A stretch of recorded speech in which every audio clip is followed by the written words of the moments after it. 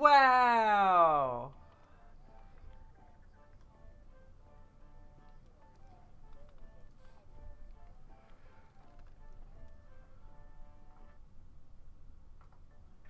Session 32.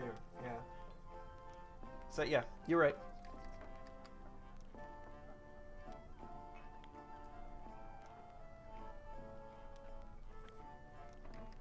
Moving. Yeah.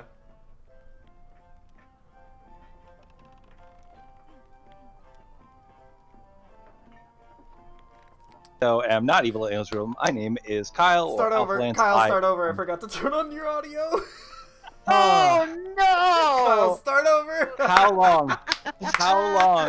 All right. So what you would have heard when the audio started was Kyle pretended like he was telling a joke and was telling the punchline, which made no sense. That out of is context. even funnier. This is better. This is so much better. You have no idea. Thank you, Kasaro, for reminding Go to me. sleep. Hold on. Holy shit. Duo! Your hair. Oh. Kyle's just. Oh. That was the best Oh my start God. I've ever seen. Oh, Man, you're lucky you we could missed keep it. your chair, Kyle. Professional. Professional. Listen, Well. Hey, dude. listen, as of 5 minutes ago, I was like over there. So I literally DM'd Duo, bruh, and that's it. And she's just like, oh shit, I forgot. Sorry. yeah, Well, it was you one of missed those. I sat on my bed, and I woke up to my phone going off, and just seeing Ethan go, bruh, and I'm just like, oh no. Bruh. Here, you Alright, can clip. You can clip that. Kyle, Oh. go ahead and start over. Where the squirrel and the thing. Well. Oh my god. Hardy har har har, make you think you came in the middle of a joke, as Eric said. Welcome everyone to Evil Angel stream. I am not Evil Angel. I am Alpha Lance or Kyle. I am the Dungeon Master for this evening. We are on session 32 of our campaign of the High Seas. We've had a bit of a break due to destiny and moving and just the world stresses. So we're happy to be back for another session back into our normal campaign, as well as back to kind of the canon story after 6 weeks of offshoots and breaks and one shots. So we are back onto our main characters here. And for those of you who are joining us for the first time or are having a little trouble remembering what we were doing after 6 weeks, let's have a little bit of a recap. If I could have everyone please introduce yourselves, starting with our paladin.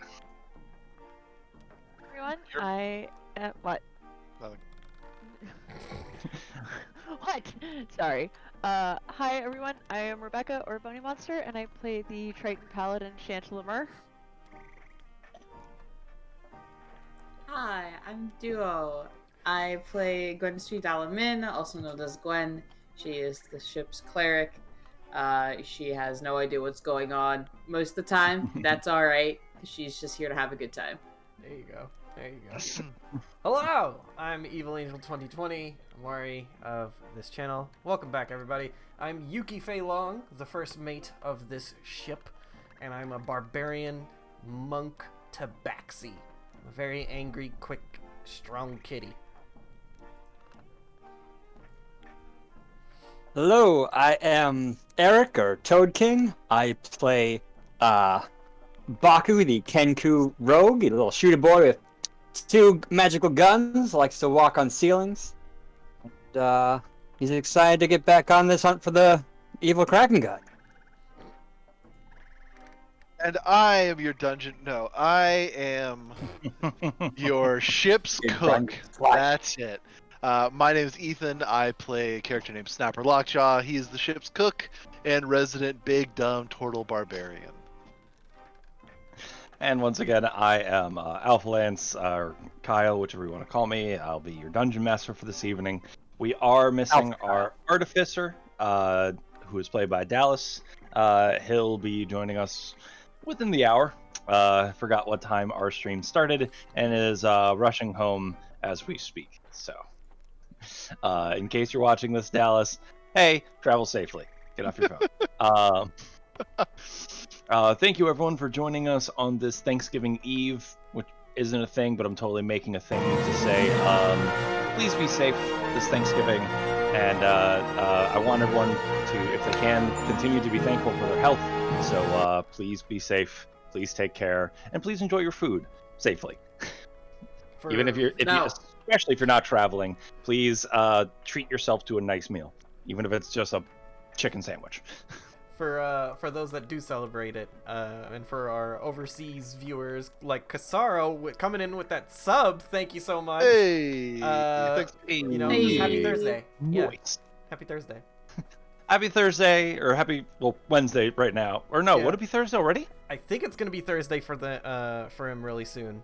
Yeah, I think. Go. Think of it just like, instead of Thanksgiving, just think of it as like a holiday for Critical Role. Yeah, there you go. There you go. Still treat yourself to good food. Literally 13 happy- minutes into happy Thursday. Thursday. So yeah, it's a Thursday for them. Very nice. And look at it this way: tomorrow with Black Friday, I'm sure there are some websites that ship to the UK that still do pretty good deals. So you might be Yeah. able to get some good Black Friday deals, Yeah. and just all that jazz. Get you some capitalism. Yeah. Get you some. Oh yeah, capitalism. We Hellscape are it is. able to get And then, capitalism. I think we are before- just affected by capitalism. Before you kick things off, Kyle, I would just like to Sure. remind everyone that we still have a few days left in November, and I'm still raising money for Games to Give, a charity organization that is a partner with Bungie Love and Children Miracle Network Hospitals, and we're trying to get up to $500, and each $100 is an incentive stream. And we're $10 away from our first incentive stream, which is Animal Crossing Amiibo Festival with my wife. And if you don't know what that game is, it's Mario Party, but with Animal Crossing. And instead of mini games, there's the stock market. So, I play it very competitively, and it gets kind of crazy. But just kind of gonna plug that in there, let it be known. And if you want anything silly to happen, at least on my end, like as far as the auto tune, feeding the cats treats, and stuff like that. Those incentives are listed in the charity link. So, !charity, and we'll just do that real quick, and bam! So thank you, and Kyle, go ahead and take away with our story. Sure thing. Well, let me give a recap, especially this week, because everyone, we've not, again, done this in like 6 weeks. We had a week off, then we had the spooky session, and before all that, we had the anime one-off. We've had 2 birthdays, so it has been over a month since we've been here. So for everybody, players included, let's kind of talk about where you were. So, because it also seems there's a little bit of confusion and direction even amongst the party. So, We're at the summit last of the week- mountain, about to fight the gods in Yeah. chess. I was gonna order a number 7. And I had Go Fish. There you go. Hey, And Duo's gone. Duo's gone. It was like, fuck this noise, I'm out. No, Fuck this shit, I'm out. I accidentally clicked the AFK chat when I was trying to scroll down. Hey, go again. it was also well timed. It was also So well timed. Oh my god. Ruddy. All right. So, last we left off, our players had been helping the town of Sailor's Respite recover from an attack from the Kraken cultists. A poorly timed burp. Thank you, buddy. The party was helping the recovery process of the town after their attack, and a few days of rest and again going to check on their favorite NPCs, getting into a fight club fight, getting drunk for the first time with their new best friend. It was a fun few days of relaxation to come down from a brutal evening and a scar now onto the face of Sailor's Respite in Sanctuary Bay. Beyond that, the party was continuing their quest to look for the next artifacts that had been told to them by the journal of one Spooky Beard, a late pirate legend that had left a journal for the party and then seems to know them a bit more than they expected, as these magical legendary weapons seem to be attuned to their souls. As the party is looking for the second half of the 6 they are looking to collect, that is taking them towards Rongi Refuge, an island to the south. The crew decided that the way they wanted to travel was kind of a more direct route past the Paradise Isles, also the Pararahi Isles, and down towards the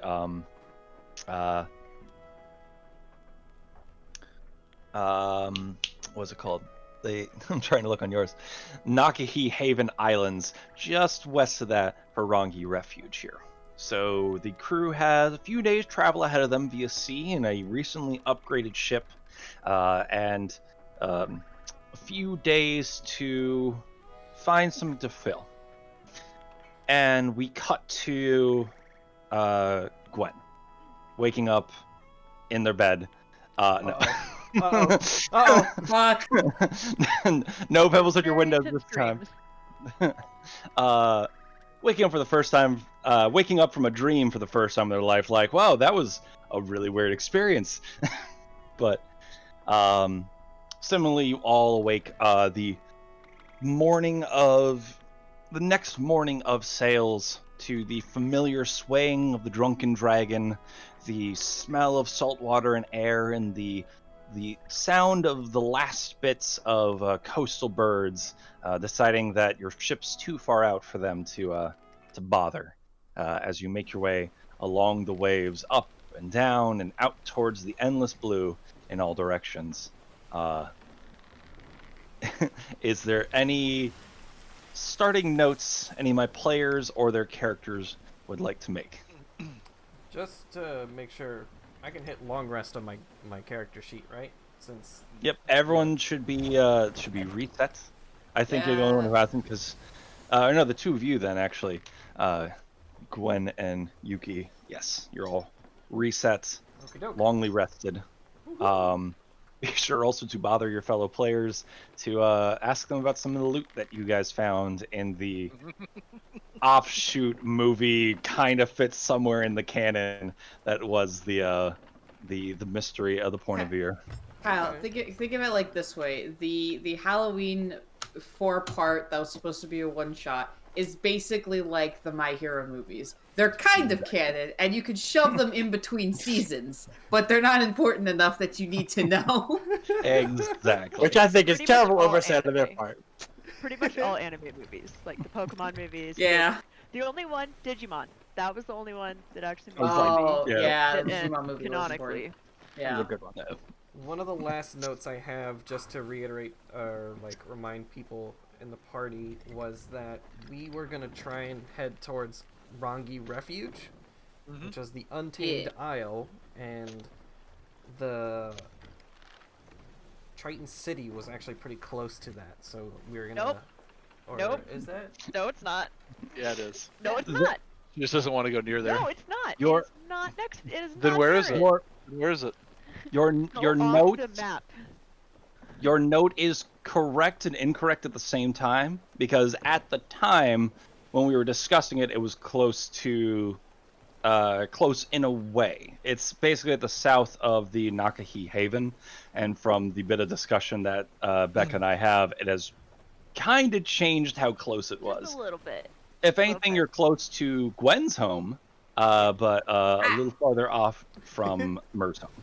Okay. So the note was correct, but is now incorrect. So there's some Triton City though near Nakahoe Haven.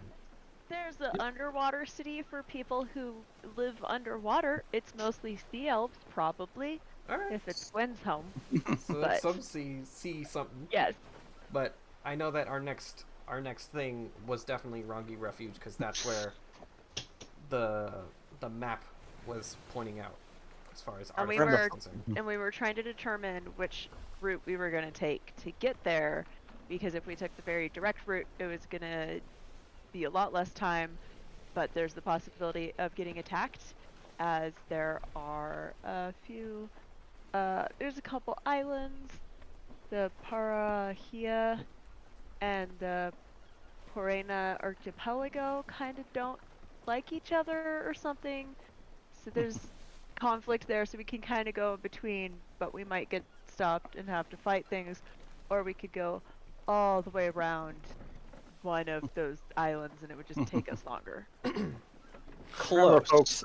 See something, say something. Like that. There you go. The Puera Archipelago is basically an abandoned fort that's very touchy. Their islands are kind of like it's an up and coming city. Until that time, there's still kind of this fight for power, which has left them a little trigger happy. The Pararahi Isles and Pono Point are basically the resort isles of the Sea of Geronimo, where the rich will go for fun in the sun and less adventure and more just relaxation. But beyond that, Nakihi Haven is a series of isles that have a strong sense of community. Rongi Refuge is, as you guys noted, a more uncivilized isle.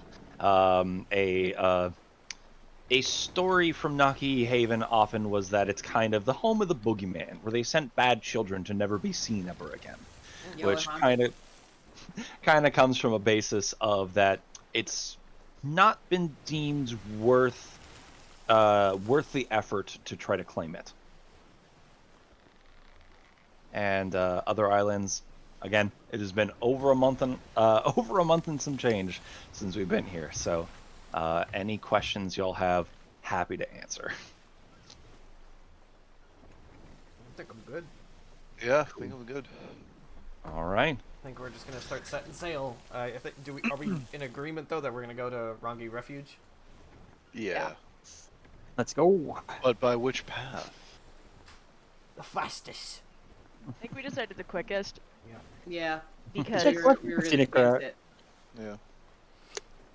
yeah, All right. and we want to try and get back to Sailor's Respite Mhm. relatively quickly, depending on how circumstances, because we don't want the entire town going up in smoke without us there to help.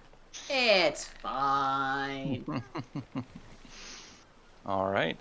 So, sailing down on the sailing, I want to say down the coast, but that's not quite. Sailing south along the ocean, you kind of are still in this area where it's just blue in all directions. Behind you, the landmass that is Geronimo is starting to dip onto the horizon, and the isles that are, according to the map ahead of you, are still another day out, if you would. So,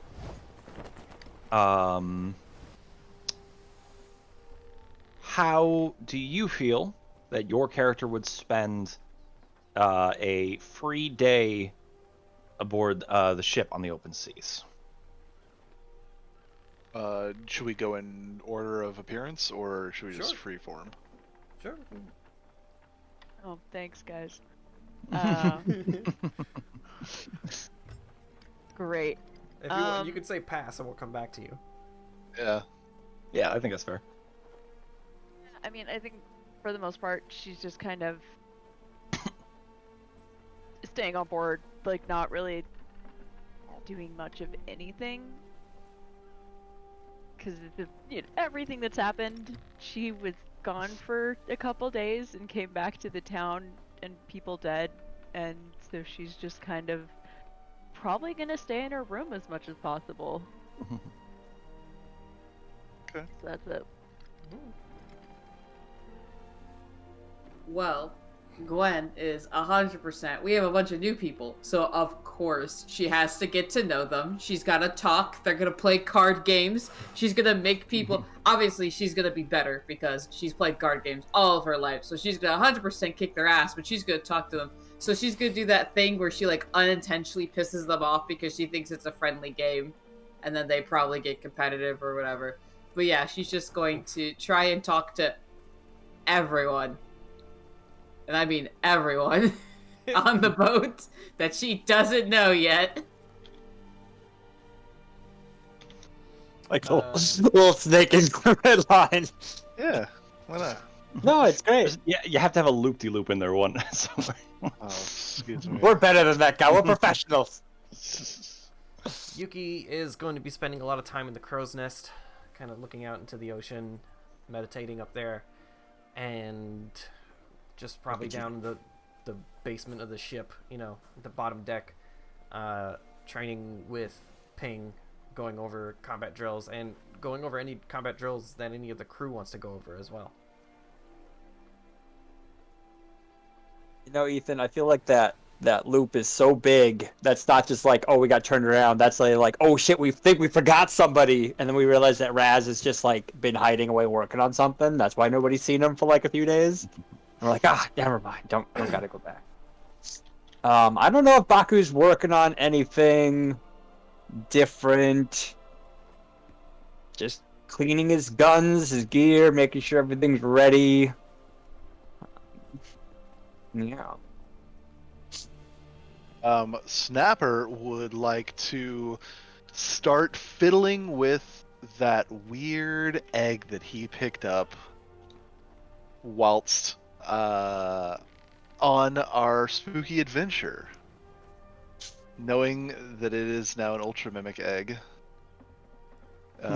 chip in a bottle that he has brought aboard the boat. He's going to leave it up on. He's going to put it on the counter back in the galley, and just start kind of looking at it. Like put his chin on the counter, just kind of look at it, and just start touching it a little bit. Maybe fiddle with the cork on it, and pull out, pop out the cork. Give it a little smell what it's. Put the cork back in. Would the cork come out? So Yeah. for those who didn't get to experience it, we had a one shot where we went aboard a mysterious ship that had reappeared with none of its crew and found out it was a giant ultra mimic that had taken and absorbed the ship and then taken its exact likeness. And a few of the crewmates were unfortunate to be absorbed and tried poorly replicated, but natural materials were much more easily replicated, and the crew got away with some cool Halloween-themed stuff, as well as some fun weaponry. And our one snapper somehow got away with the last egg, a ship in a bottle, which was a baby ultra mimic trying to copy its mother. Yeah. And it says that when I pull the cork out, I can do a free casting of Find Familiar that takes the stats of the Ultra Mimic Hatchling. Mm-hmm. So you pull the cork on this, and I assume you're wanting to cast Find Familiar then to summon it, basically? Yeah, basically, yeah.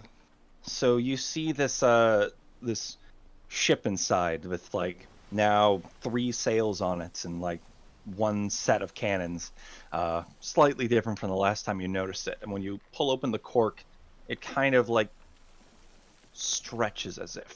You see it kind of expand, and the sails go taut and then lax, and you swear you can hear the tiniest yawn, and then it just sails on invisible water and silent winds to the end of the bottle, and then just almost like liquefies itself out the nozzle of the bottle, and then reforms on the other side back to the ship it has, and just starts kind of as if flying through the air almost. What the fuck? Ugh. Hello? Do you understand me? god. Is this the thing from like Treasure Planet? The little I'm like... hoping it's the dinosaur from Jurassic Park. Gets venom in his face. You want the stick? You want the stick? Get the stick. No wonder you're extinct. Death. As it looks to you, it's two cannons, as if two cannonballs are rolling out of it, form on the end of it, these glowing green lights, and then they kind of turn to you as though, like, snail eye stalks, but with cannons. Hello, no one. Do you have a name? I don't know if that's a yes or a no.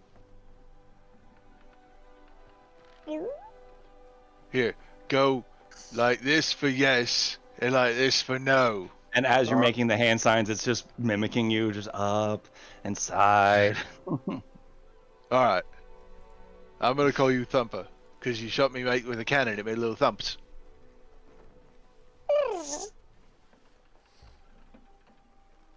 Do us a favor. Don't leave this room. Or And I'll just- kill you. You get the sense that this is just a baby and not quite picking up on the words that you're saying to it. Can I uncork the bottle and just point at the bottle and go, get in, go on. And I'm gonna take a little crumb of food or something that I can find and just toss it in the bottle. What the bottle And it- was it? Chases after the crumb and similarly just like Terminator, what was it, the T-4000? The T-1000 just liquefies itself into the bottle and then reforms, and then just two oars just pick up the crumb and bring it towards the hull, which turns into this jagged maw and just... Ain't you terrifyingly adorable? And I'm just gonna put the cork back in and then just put him up on a high shelf behind some rice or beans or something. So he's tucked away, but you know, nicely. So he's there. But All right. he's safe. He's safe from the waves, so he won't fall off a shelf or anything like that. But As you put it into the bottle and secure it there, it just kind of goes back into a neutral position of just being on display, and then you just see like the cannons go back to a rigid pose, and you see that like while this thing is still developing its sense of self and intelligence and everything, its ability to mimic in a neutral pose is still already spot on. good. Yeah. All right. I think that's all I'm gonna work on for now. Maybe I'm gonna start screwing around with that coffee as well. Would we know what coffee is? Coffee is a rarer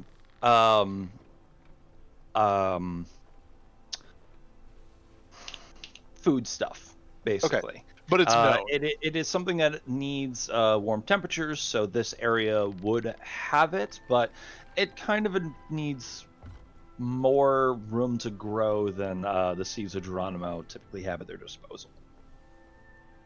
So I will definitely make a pot of coffee for those and bring it around to captain and crew, and just a little pep in the step, a little afternoon pick me up. Mm-hmm. Because I have 1 pound of coffee beans, so that will use. I have 2 pounds of coffee beans. Excuse me. Yes, you do. So I will use that. How much would I use for that? Half pound or something? Hey, there he is. I'm late and I'm tired and I'm sweaty and I'm sorry. You're It's fine. okay. Take your time. Get ready. We're still just all chilling on the ship.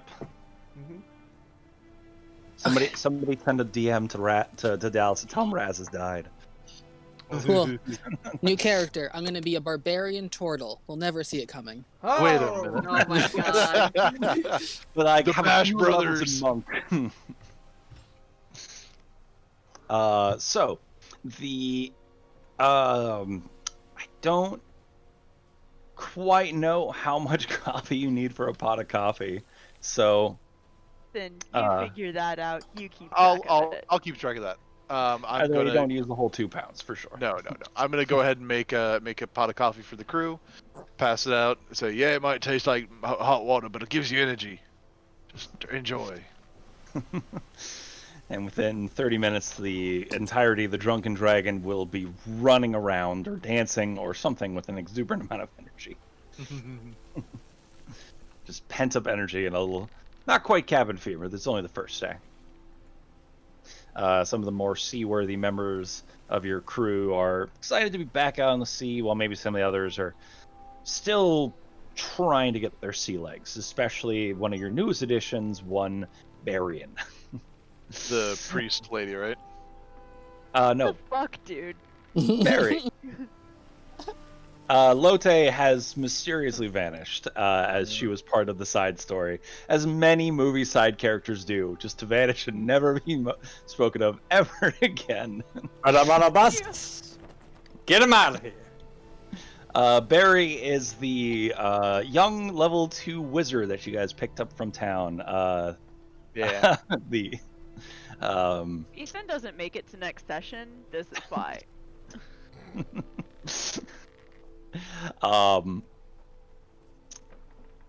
Barry It's like, is I'll be right probably okay. Barry is still helping Raz with their experimentations, as Raz is one to always get things ready. Nice, welcome. In the basement of the ship, or the cargo, the hold of the ship. Yep. So, Dallas, welcome. In case we have any new visitors, would you mind introducing yourself as well? I'm Dallas Harder, also known as Onyx Nero on social media, and I play the Kobold Artificer Razmataz. Nice.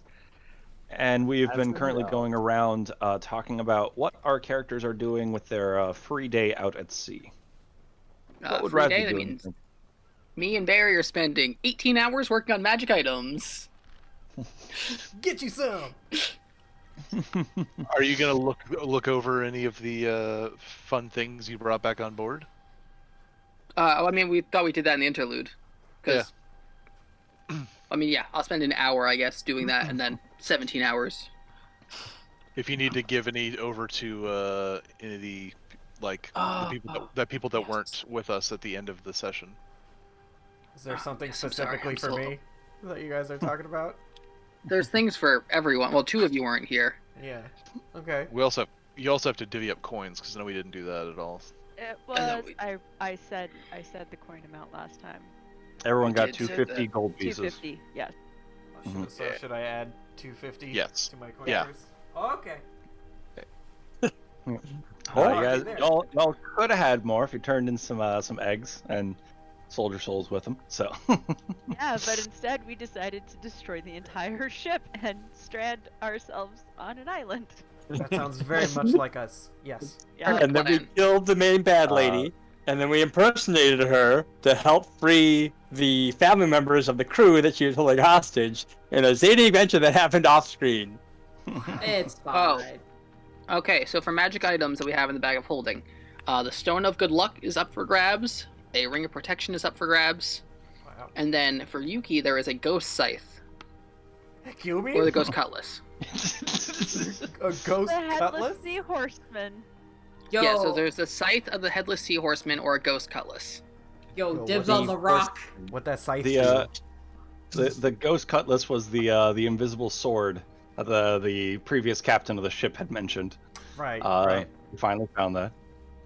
Also, you guys found, I forgot to mention, you took the cork necklace from the other prisoner that died. Yeah, I have that in my inventory.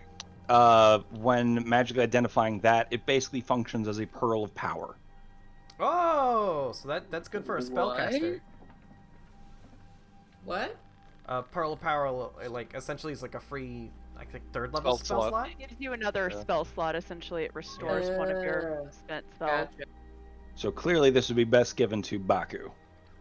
100%. Well, so yeah, that's an item that y'all the casters can fight over. The bag. Yeah, Baku, it's mine. Yo, I Oh, still no. want the rock. Ah! Give me the rock. Give For me the this, rock. Baku transforms into another Yuki and says, "No, it's mine," in exactly perfect Yuki voice, We're just and there tries to do going the back whole and like, forth. "Who's the real one?" Which one's the real Yuki? Who do Well, I Ra- shoot? well, Raz and Barry are working. 2 Yukis burst in. Raz, you have to believe me. The real one. Raz. I shoot both of them. Which one reacts worse? I don't I can understand. catch it. Obviously, Raz's response is just Which like, one catches the bullet? away. Yeah, which one catches Which the one bullet? dodges the bullet uncannily? Duo, just so you know, the good luck stone is attunement, so you would have to remove something, I think, if you have something. I think I have a spot left.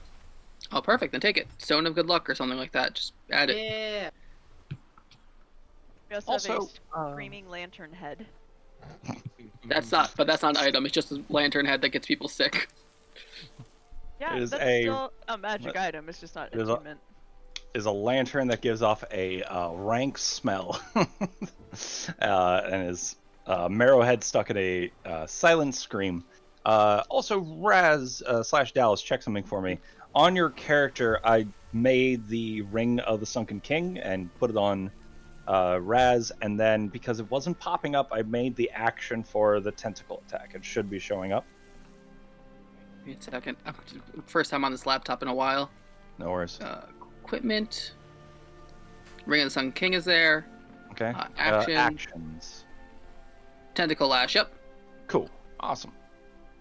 That was a pain and a half. I love you, D&D Beyond, but Yeah, custom actions and items are. Whew.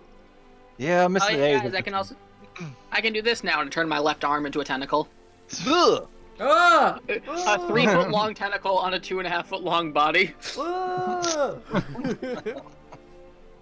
So yep, Raz now has for 10 minutes a day, or I think it's an hour a day. I think it's 10 minutes a day.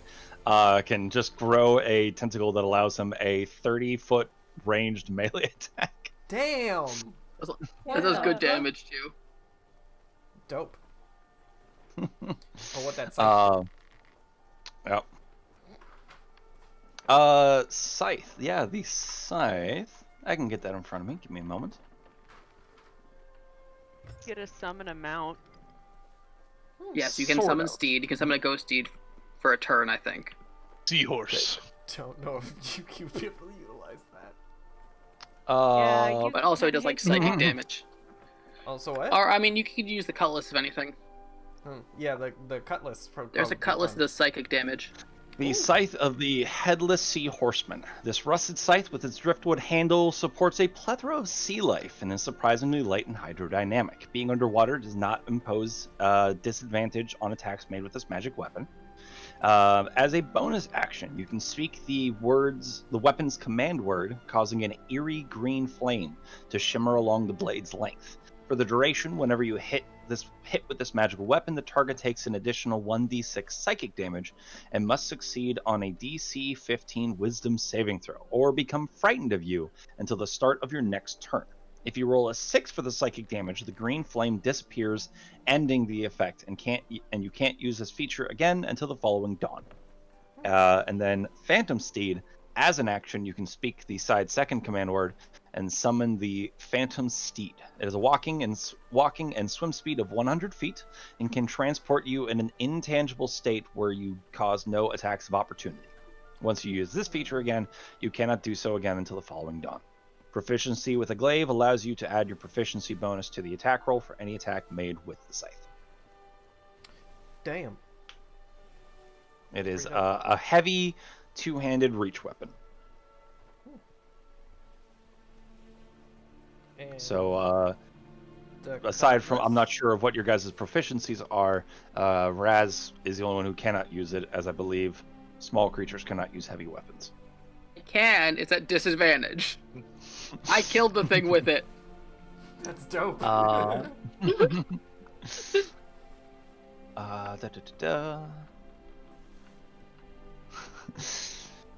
You know that problem when you got too many homebrew things? Nope. Nobody magic Oh, Kyle, I items. don't. Ghost Cutlass. As a bonus action, you can speak this rusted hilt's command word. A curved blade of ethereal green smoke sprouts from the barnacle-encrusted metal. On the blade, ghostly visages seem to swim in and out of view. Legends say these faces belong to those who fell while wielding the blade, leaving a part of their souls trapped forever inside its decrepit metal. You have a +1 bonus to attack and damage rolls made with this weapon, and it deals psychic damage instead of slashing damage. Proficiency with the scimitar allows you to add your proficiency bonus to attack rolls for any attack made with this weapon. Okay. Yep. See, I'd probably want the cutlass if nobody else wants that. I think they're both up for grabs, so. I'm all attuned out right now, so. I got a rock. You do. Oh wait, is the cloak thing that Raz made me in my inventory yet? No, I don't think I've made the Cape of Zoomies. No, I made it. Oh, you did? Yeah, I'll figure out what it's called in a second. Did we also determine if Yuki can use that while raging or no? Oh, right. From what I remember, But she we can't hold said last time concentration, we but the can't. item casts a spell. Yeah. Yeah, I believe it's that Yuki cannot, because Yuki will not be able to hold the concentration. Right. Which is fine. So, Like, Fine. you know. so that's- rage or haste. Yeah, exactly. It would be like a cost thing, cost of balances. Is it the living cloak Yeah. of speed? That one? Of speed, yes, in all caps. I love it. Yeah. All right. And this is. okay, I this am looks like speed. Okay. Cool. All right. Yeah. Well, then everything else we can sell next port we hit. Well, whenever that is. Or hold on to Random until Raz has more slots. random thing here. Duo Easton Hayes. That's your friend's character, right? Yeah, I told you that you could delete them. Like, I can whatever. okay. Yeah. Yeah, I know. I saved the PDF from like forever ago, so you're good to get rid of it. Nice. And gone. I just have it out for that character. I don't know. All right. Well, with all of your sorry, did we have everyone? I can't remember what Yeah. Baka was doing. No, we didn't do what Baku was doing. Yeah. I mean, I mentioned that he was probably just cleaning his guns and weapons, That was trying it. out his new magical pen that helps with forging stuff, probably forging up some various wanted posters, testing out how authentic he can make them. Yep. Doing ones of past people they've fought and people that he's got grudges against. All right. As you're all sailing this day, it's fair weather out. It's nice. The sky is blue. A few clouds. That like picture perfect summer weather that I don't know about y'all, but I'm missing for sure. I miss summer already. I'm embracing the cold. I love it. Come on up. We got plenty. So You're in fucking Texas. Exactly. I know. I miss this cold. I love it. Yeah. It's 60 degrees flat here. It's freezing for Texas. I love it. Practically. I'm living right now. Yes. I want it to be colder. And as you're sailing along here, Yuki, you said you were coming in and out of the crow's nest. You're going to be spending some time up there, correct? Correct. I'm gonna be up in the crow's nest, keeping an eye out, meditating, and then spending the rest of my time training with Ping and some of the crew guarding combat. So, who, if you need me to give names of people, who else would you have doing crow's nest duty? If you need a list of other crewmates that you have right now, I have that. Probably. go with.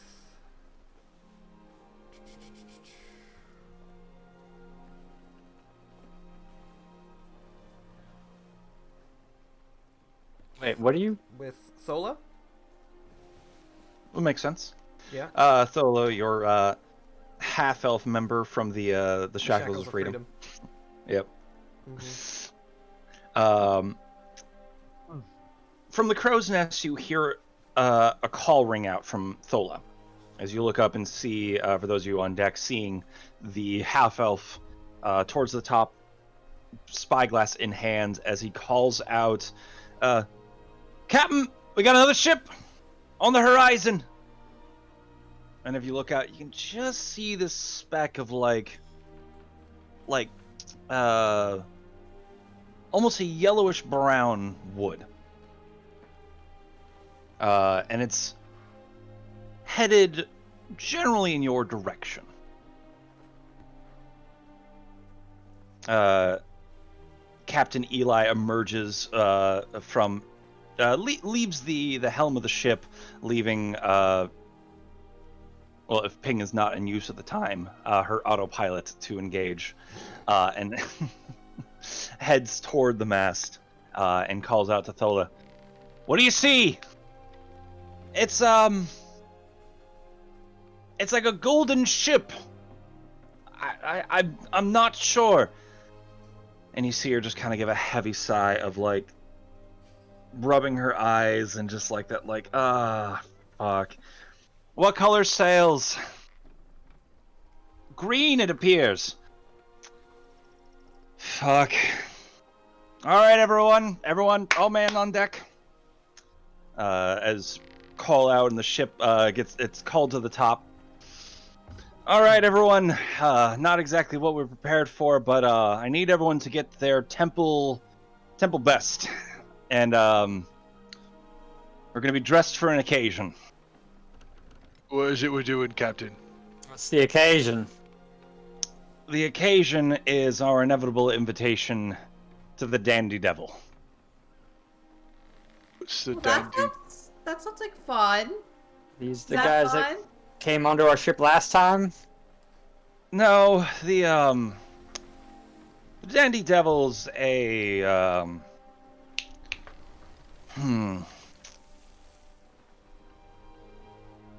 It's Any of us heard it before? sure. For those who are a bit more seaworthy, who would like to roll a history check, go for it. Me. What if you're not seaworthy, but you're just really good at history? I would say. Ooh, that's a good question. I'm gonna say roll history at disadvantage, Yeah. Okay, sweet. which I know is still gonna be like fucking 23 for you. But It's not. No, I'm not trained in it. I just have a plus. I have the highest plus out of any of us with a +4. Yeah. Yeah. So smart. So smart. Nope. So smart. That's a 2 on the die and then a 5. That's a 6, baby. We're Ooh. rolling Yo. strong. 17. Ooh. 15.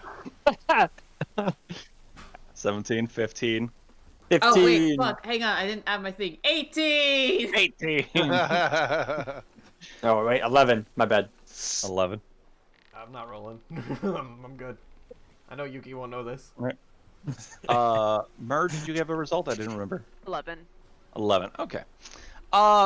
With a max of 18 here, I would say the Dandy Devil has definitely come up in conversations before as well, actually, I would say specifically, Gwen, you've probably heard about this from your sales as well as from Captain Truewalker. The Dandy Devil is more of a almost the pirate equivalent of a cruise ship, a ship for leisure more so than a ship for, say, cargo or transportation, using the open waters as a place for lawlessness, so to say. And sure enough, as she is explaining this and you're kind of thinking on this, a bird flies in this like majestic eagle, wide wingspan, lands on the deck, and a scroll in their mouth that hangs open, and then an arcane rune starts to glow. And from it, the magic mouth spell spews out. You are cordially invited aboard the Dandy Devil for an evening of merriment. Please prepare one bodyguard for your stay. Say Captain Zersod. And the rune light goes out. Captain Zersod? Zersod. Xersod. Dope. All I can think of is Zer from Destiny 2. Yeah. We're gonna meet him. It's just like him in a suit. Yeah. My will is not my own. Captain, I only own one set of clothes.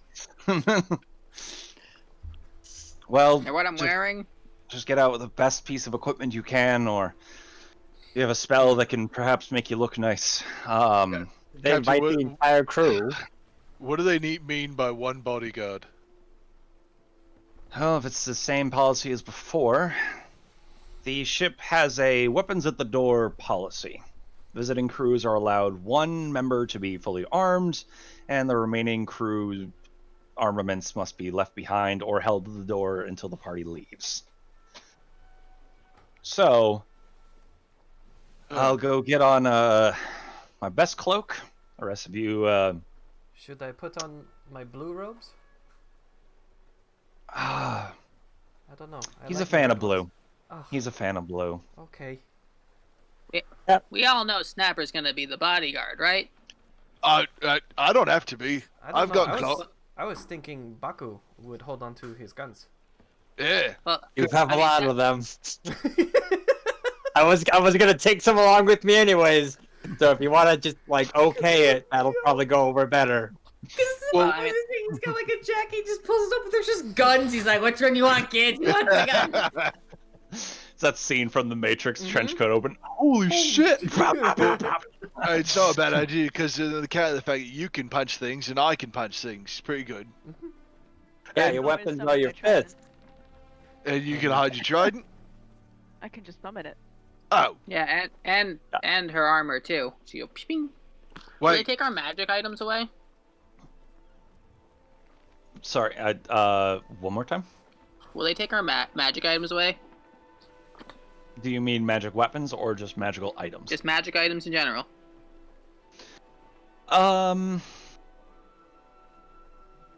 So like braces or Yeah, I guess, belts.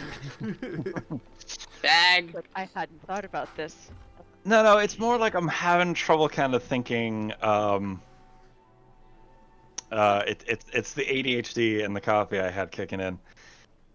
Yes and no. If it's going to be considered a threat, someone will probably have an issue. If it's something just like a ring of protection, probably not. Okay. If you have something that's like a glove of fireball, probably. Okay. Captain, will they take my bag? Well, it depends if you seem like you're a bit of an issue.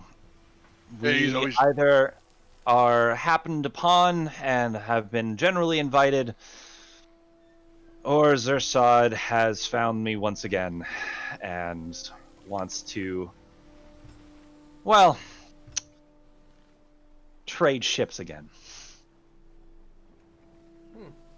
Let's hope the first. Shit. That bastard's been after the drunken dragon for the last few years. I'll So, sink it before I let him take the ship. well, he's not exactly had anything worth gambling that I've been willing to trade. Fair. Or wager, rather. I will go change. He's a big fan of gambling.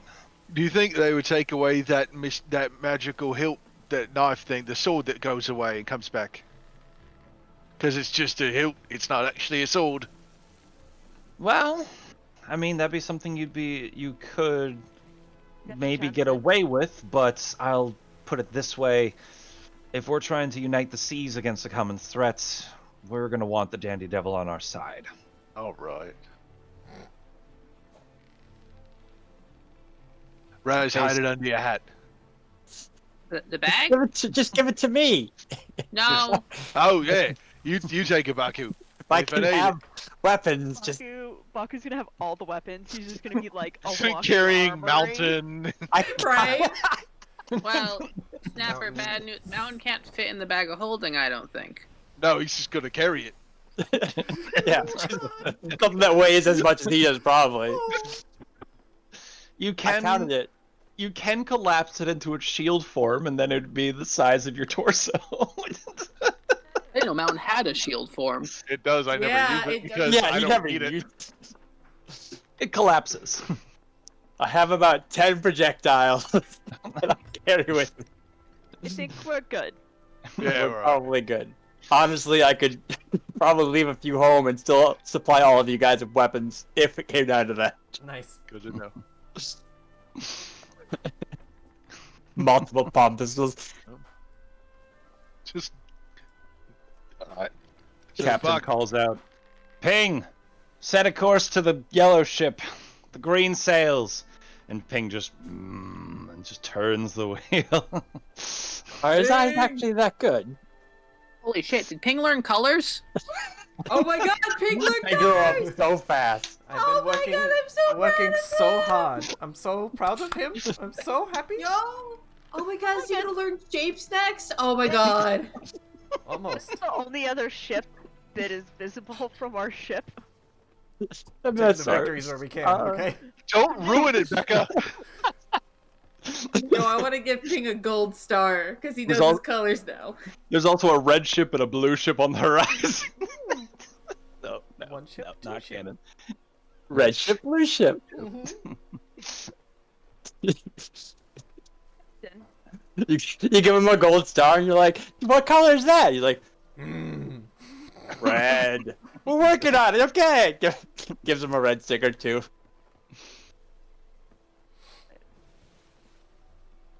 Mur, I think you had a question, but I couldn't hear anything other than just Captain. Yeah. Can you tell us any more about the sword? Weaknesses, strength, anything that is well known for that we should be aware of? Well, he's a greedy fuck. Trades in all, trades in gold. He's a collector. Looks for oddities, whether that be unique forms of currency or unique, Snapper coins? Not that or unique people Interesting. to hire onto his crew, or perhaps secrets, rumors. He's a big fan of anything that could be sold for a price at a later date. Be careful. Wait, so he also... If I ever figure them out, I'll tell you. Well, greed is a weakness. It can be used. True. Wait, he sells things? Information. More like sets them up for words fail me. Why? Is he just a stupid fucking middleman? He will put things up on the table for wager. Oh, Okay. I like things. He'd be willing to gamble for it, more so than trade. I don't like Oh. gambling. Last time I tried, Snapper cheated. No, any Well, price dude. might be high enough for anything.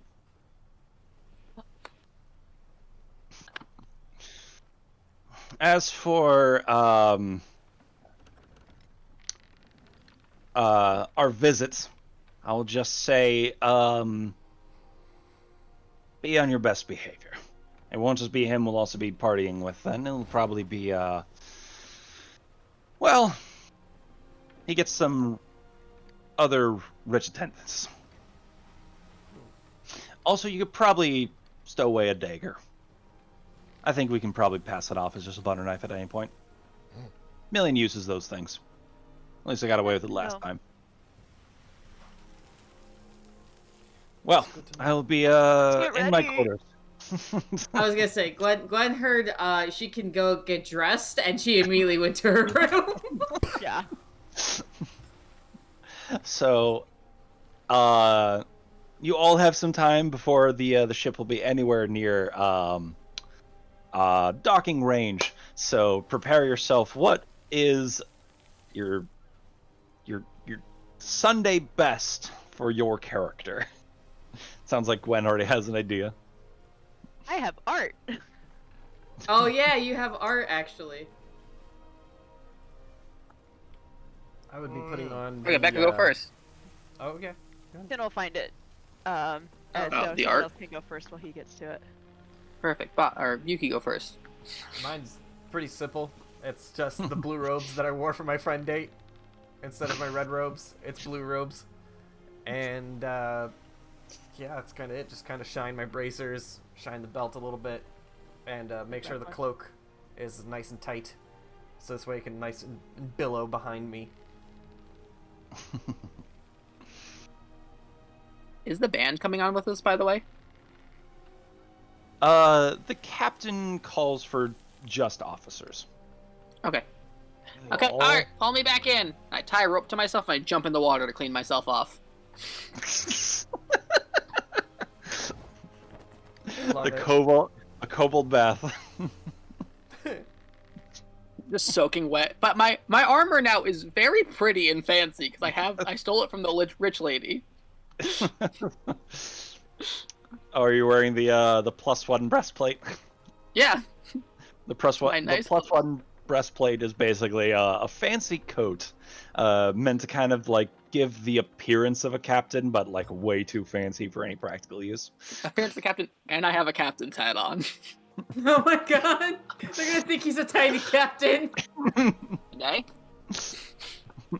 Also, I put in the D&D chat my rough idea of what Gwen's fancy getup would look like. Got it.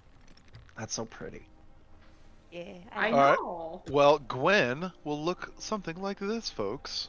Yeah, For those at home. but mean, not so sure. like not as much like white. It'd be much more like ocean colors. So it'd be definitely more like blues and greens and like darker tone kind of stuff. But that general like cut and setup and stuff like that. That's her fancy clerk outfit. And Myrrh would look something like this. The red outfit specifically. Yes. Oh. That's, artist on Twitter, Nala Wu, whose signature is in the bottom corner there, NALAWU, all one, did some commission art for me, so that is Chantal Lemur in a formal outfit for the red. And then her everyday one is the blue one on the side, and then the center one is one that will eventually come up. When you But- shared that on Twitter with like, and here's her fancy outfit, it was just like, you have no idea how soon that's gonna come into play. So excited I got to do that. But yeah, so just kind of very kind of European traditional flowy gown type thing. So she's wearing that, and then she has the gold necklace that Barian gave her that she's wearing along with her bracers. Ah, take Oh, that, Barry. What? The braces are for protection, just in case, so that's kind of a necessity, but the necklace is because she likes it. Oh, so she doesn't like the bracers. Good to know. You know what I meant. But that is Myr's outfit. And the two, I'm very curious as to what they're gonna say. Snapper and Baku, who wants to go first? I found some real quick Kenku art that I thought was appropriate, and now I'm just struggling here to pull it up properly. Baku has used his skills in disguises to make himself a formal outfit that looks nice and sleek, but he's got 2 guns on his hips, but he has hidden away the other gun, the other gun, the other gun, the pepper box, the dagger, the dagger, the dagger, the palm pistol, and kind of trying to he looks nice. He's got some guns on display that are clearly like, hey, I've got a gun. I'm a bodyguard, but also he's got several hidden away strapped to his body in case things get uglier. It's like, so you know those like the woman that's from one of those Asian countries that she could do like 100 poses or whatever the hell it is in like Oh, a minute and a half. Yeah. That's literally like I imagine it's just like Baku both like gun. And it's a different gun every pose. Oh, I imagine give me your weapons, all your weapons. I said all of them, and All she of pulled them. out more and more pistols. Yep. It's the character from Sinbad. God. All right, Baku, we're leaving. I just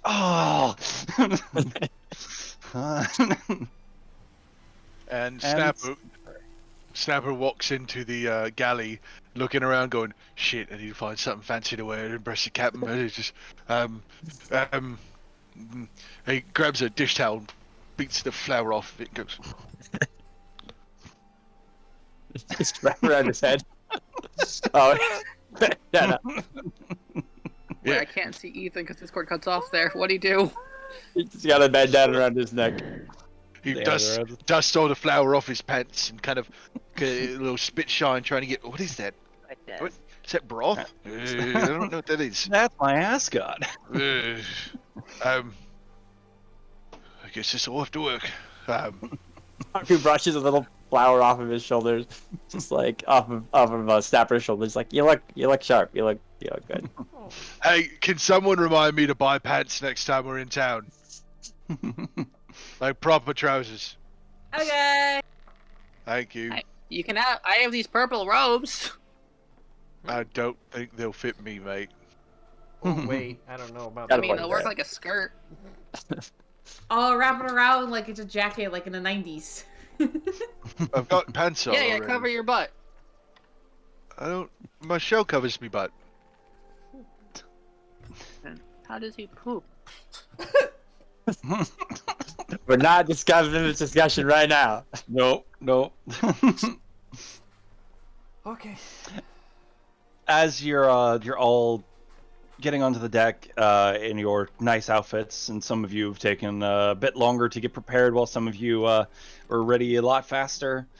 You arrive on the deck at whatever varying times and see the golden ship start to appear closer on the horizon. As you get closer, you can start to make out that the paneling is like just ornate. Is the easiest way to sum it up. It's kind of a gold shine to it as you look up towards the sails, which are like kind of a velvet green, similar to a poker table in our world. And you see like intricate designs along the wood of like swirling waves, as though an iceberg of gold froze itself and floated along the seas. Still not close enough yet to board or make out the calls of the crew. There is definitely they know that you are next to arrive and be their guests. As well, the captain then emerges from the back, and you see similarly the blonde-haired, green-eyed woman that you've seen before, but her cloak is now this like bronze, closer to her, what you know to be her natural color, as well as a bronze under tunic with highlights of green, similar to the stripes along her side. To her side is no longer swords and pistols, but rather a much larger coin purse than you've seen her carrying before, as she is in a more regal pantsuit. As well as then from below deck emerges a pale-skinned woman with long brownish orange wavy hair that you don't recognize. emerging from below, and she's in this teal dress of sorts. Cassie? As it goes from side to side, and you make out on the top of her head the circlets of human perfection. Ah! Oh. Oh, I'm so happy for her. Look at you. Clean up pretty good. Well, when you get the help of a magical item, it kind of helps. Red immediately goes and hugs her. As you see her much more pale face go into a much brighter shade of red. And she goes, thanks, does it look good? Oh my god, you look so good! I'll take that as a yes. That's a yes. I think. Oh I my think it's god. good. Yeah. Sorry. Oh, that was fine. You're Fine. fine. I have Good. Duo turned down for exactly that reason. Duo turned I'm up fine with for this. headphones. Just earbuds are a mistake now. Yeah. Now we hear duo and surround No. sound. I love it. Note to self, be a little quieter. Well, it's also fair because we haven't had your emotional support NPC for like a month. Yeah, this is true. So, as the 7 of you prepare on the deck, as the incoming Dandy Devil makes its way closer, the ships start to go towards a boarding distance, or rather what would be typically a more dangerous distance if it were for, similarly, you've noticed the ship get a lot closer, and there are no weapons really drawn. As you look, it's also strange, the ship is taller, as though like the main deck where you stand has walls and a ceiling. And atop that ceiling, you do see 2 ballistas looking about and a few guards scanning your ship. The helm of the ship seems to be either missing or perhaps placed inside, as the sails atop of the higher deck of the ship seem to roll up almost automatically, as though a magical mast. As it comes to a resting position, a anchor is let into the water. You hear the loud splash, and similarly your ship follows suit as it arrives closer to the side, and a board is let down from your side to place yourself onto the deck, and then shortly after that, a large door, which then opens to reveal a very well-dressed turtle. similar to Snapper in size, but not quite as strong as Snapper is by all means beastly, even for turtle's sake.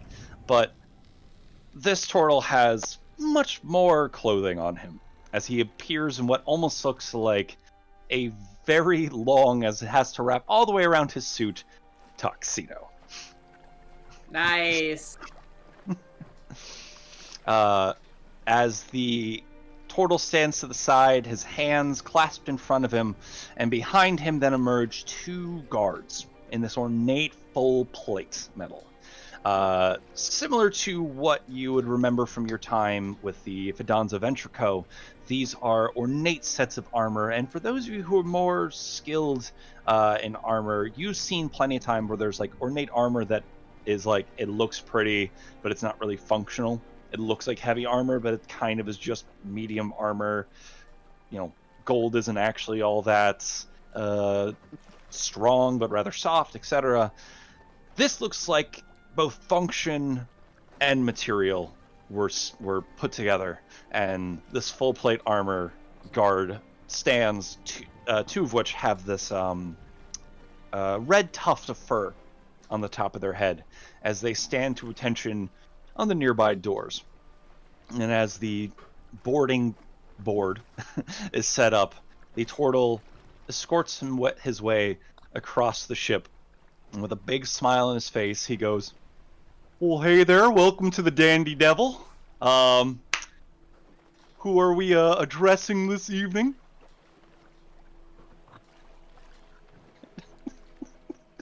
Snapper, is he related to you? Oh my god. Ooh, Excuse Captain, me, you mate. need to answer him quick. Oh, What does he? What does he mean by that? I don't get that. I, Excuse me, mate. What island are you from? Oh, another turtle. Well, it's a pleasure to meet you, my friend. And he extends a clawed hand out towards you. Yeah, all right. Shake it. You shake a small jingle as you notice on his hand are both one, nice cufflinks on the end of his sleeves, as well as you notice the shine on his hand as on each finger he has a golden ring. Damn. All right. motherfucker fancy. He's a bit of a show off, yeah, but Just living well- that good slow life. Well, Captain Zersad demands a good first impression from all of his attendees, so not really my choice. Oh, this is just okay. This is fun. you'd much rather be dressed like me then, wouldn't you? Yeah, Oh, it looks rather fancy. free, Fancied up with a neckerchief. but it's nice. It's fitted. See? And I look back at everyone else in the group and I go, see, I told you it would do well. We never doubted you for a second. Oh yeah. I want to cast Detect Magic. Oh goodness. Sure. I want to see you if detect magic. Thing. you detect magic from two of the rings, one on each hand, as well as the suit seems to have an enchantment on it of abjuration. Similarly, beyond the ship is just a glow for you. Ah! Magic to all out. My eyes! Also, before I forget again, I would appreciate it if you guys would be willing on your character sheets to unequip any items you would not have on your person, just for the sake of anything that might give you a bonus to something that you won't have anymore if you don't have it on you. So, remove the armor for the sake of armor class, just in case anything happens, etc., etc. Kyle, does mine count? Should I remove mine? Because that's my fancy clothes. Either that or I'm going naked. Oh no, what you don't have You're equipped, fine. unequip. Since you're Okay. wearing, whatever you're wearing armor-wise, if any of you would like to, like Paku, obviously keep your stuff equipped that you're bringing with you, but unequip your Quarterstaff, mountain. mountain. Mace. Yep. All my daggers. My ring. Anything you're not going to try to sleight of hand your way through here. Yep. Which we'll get to that- that question in a second. Oh, my AC is such shit without the armor. Mine's the same. Yeah! course yours would Barbarians! be. Yeah! High five. Ugh. Ugh. Wait, down there. 10. There you go. There you go. My AC is 10. Fuck. Dude, I got a better AC than that. The fuck? Because you at least have some dexterity. Rad's probably has a better AC than you. Oh, I have 17 because my armor is my clothing. Yeah. Ah. Anyway.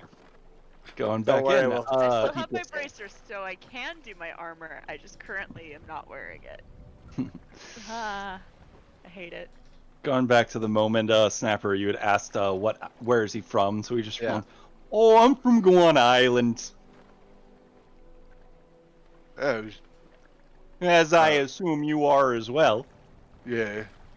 Yeah, good place. How's it been? I haven't been there in a few years. Last I saw it was doing well. Oh, same.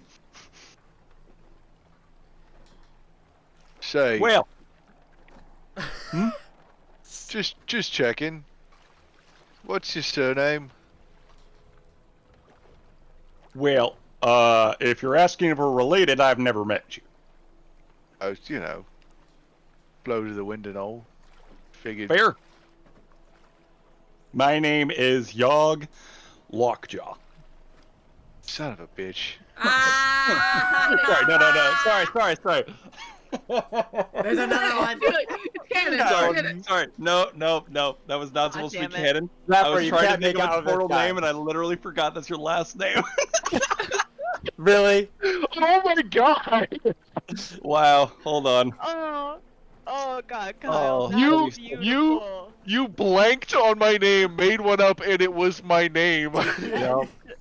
I had a first name. I had a The- first name ready. I did not have a last name ready. What was The that? first thing that that comes to mind. Snap first name again? job. Snap John, There we I job. go. think. His name is Yog Shimmershell.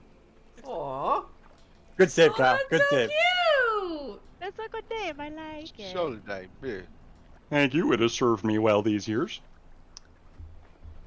Much better than Lockjaw. Oh, Might have- He doesn't Might know my have. last name. I he didn't say it. doesn't. He doesn't Yeah. know your last name. Nope. No, he's just throwing shade. That's just Kyle. Just still embarrassed about that. That was so fucking good. That That was was beautiful. Kyle, that Yeah, was right, that Des. was almost as good as our intro. It's been a great Oh episode. fuck! so I missed a far. good intro. Yeah. Well, you did. So many people you miss did a it. good intro. Everyone. We'll do the Pistol. intro during break. We'll let him know about it during break. Let's continue with the story. I'll Fair. just jester. And this is Captain Eli. As you see her standing there, kind of cross-armed. As Hey, Yog. Baku here, and I point to our rogue, will be our bodyguard. By the way, I forgot to mention this. Baku is wearing platforms. He is now a few inches taller than he normally is. Yeah. Yo, he's doing the Robert Downey Jr. thing. He's got like platform boots that big. Nice. Yep, I will be the bodyguard, designated bodyguard for this group on the ship. Hope you don't mind. As Well, I not at all. reveal my guns on the side. Well, you're already a step ahead. Could you confirm with me and the guards what weapons you'll be carrying inside? Yeah. Hope you got an hour. He goes, oh, excuse me a second. And he snaps his eyes, and you see a shimmer in his eyes similar to when Raz has cast Detect Magic. Damn it. I just stare at his eyes with my eyes glowing. Oh my god. Oh, We got another magical fellow over here. I mean, I'm lighting up too, though. good distraction. Kyle, you forget I have 2 magical tattoos still. 3 actually. Ah, yeah. So Well, he's kind of inspecting all of you as he kind of looks over the side. He sees the magical bracers. He sees your magical tattoos. Whatever equipment you all each have equipped, he notices it. Alrighty. Well, we'll expect the bodyguard at the end if each of you would like to step forward one at a time for your pat down. Are pets allowed? The captain's not typically a fan of small animals that might ruin the carpet. Well, neither of them have to defecate, so, and they can both Oh. float. I don't know if that negates the concern. I mean, how would they ruin the? Isn't that how you ruin carpet? You like, what are you talking about? Oh, I've seen How things. does he feel about large creatures? Large creatures are not allowed aboard the Dandy Devil. Anything that would take larger than a 5 by 5 foot square would not be allowed inside the premises. Damn it, Kyle. He's got like a list of rules. 5x5 square. No, he doesn't even. A It's not pamphlet. even a case of he has a card. He's had this memorized. He's read the manual so many times that he's just repeating this stuff, and he's like, I don't know what it means, but this is what that is. yeah. I'll step forward and be like, okay, no funny business. You'll excuse me, my hands are clean. And he just pats you from shoulder to sides, down each leg. What does Yuki bringing aboard, if anything, aside, clothing? Just my blue robes, the belt, bracers, and the cloak. I've unequipped all my darts, my daggers, my mace, and my quarterstaff. Mm-hmm. Because you Quarterstaff still was got 2 deadly weapons. Yeah, I still got these, baby. All right. The quarterstaff was the hardest thing to put away. Tell me about it. All right, Yuki, you pass. Who's next? I'll step up. All right. Similarly, he gives the pat down onto the sides of you. What does Snapper bring aboard? The wand of flavor, the ring of protection, and the boots of spider climbing. Very nice. All right. Oh, one more. And the goggles of night. Those are just kind of like placed on top of the head, right up there. Oh yeah, I have those too. Do it. Oh, they look like steampunk. It's actually all steampunk inside. You're gonna fit in perfectly. No. They're gnomes. Wow. All right. Okay. Raz will go up, and so I have my armor, which is my clothing, a ring of spell storing, my ring of spell refueling, which is an artificer ability, my ring of the Sunken King, the cloak of the manta ray, the Sorry, bag was of that 3 holding. rings? Yeah, 6 fingers. Right, but you can only wear one ring. You can only use one magical ring per hand. Really? Yeah, it's a No weird rule like rings. that. There's specifically like a necklace that has a hand, so that way you can have 3 rings equipped. You can still wear it, but Okay, you well can't gain the then- magical power except for one per ring. One No per ring. hand.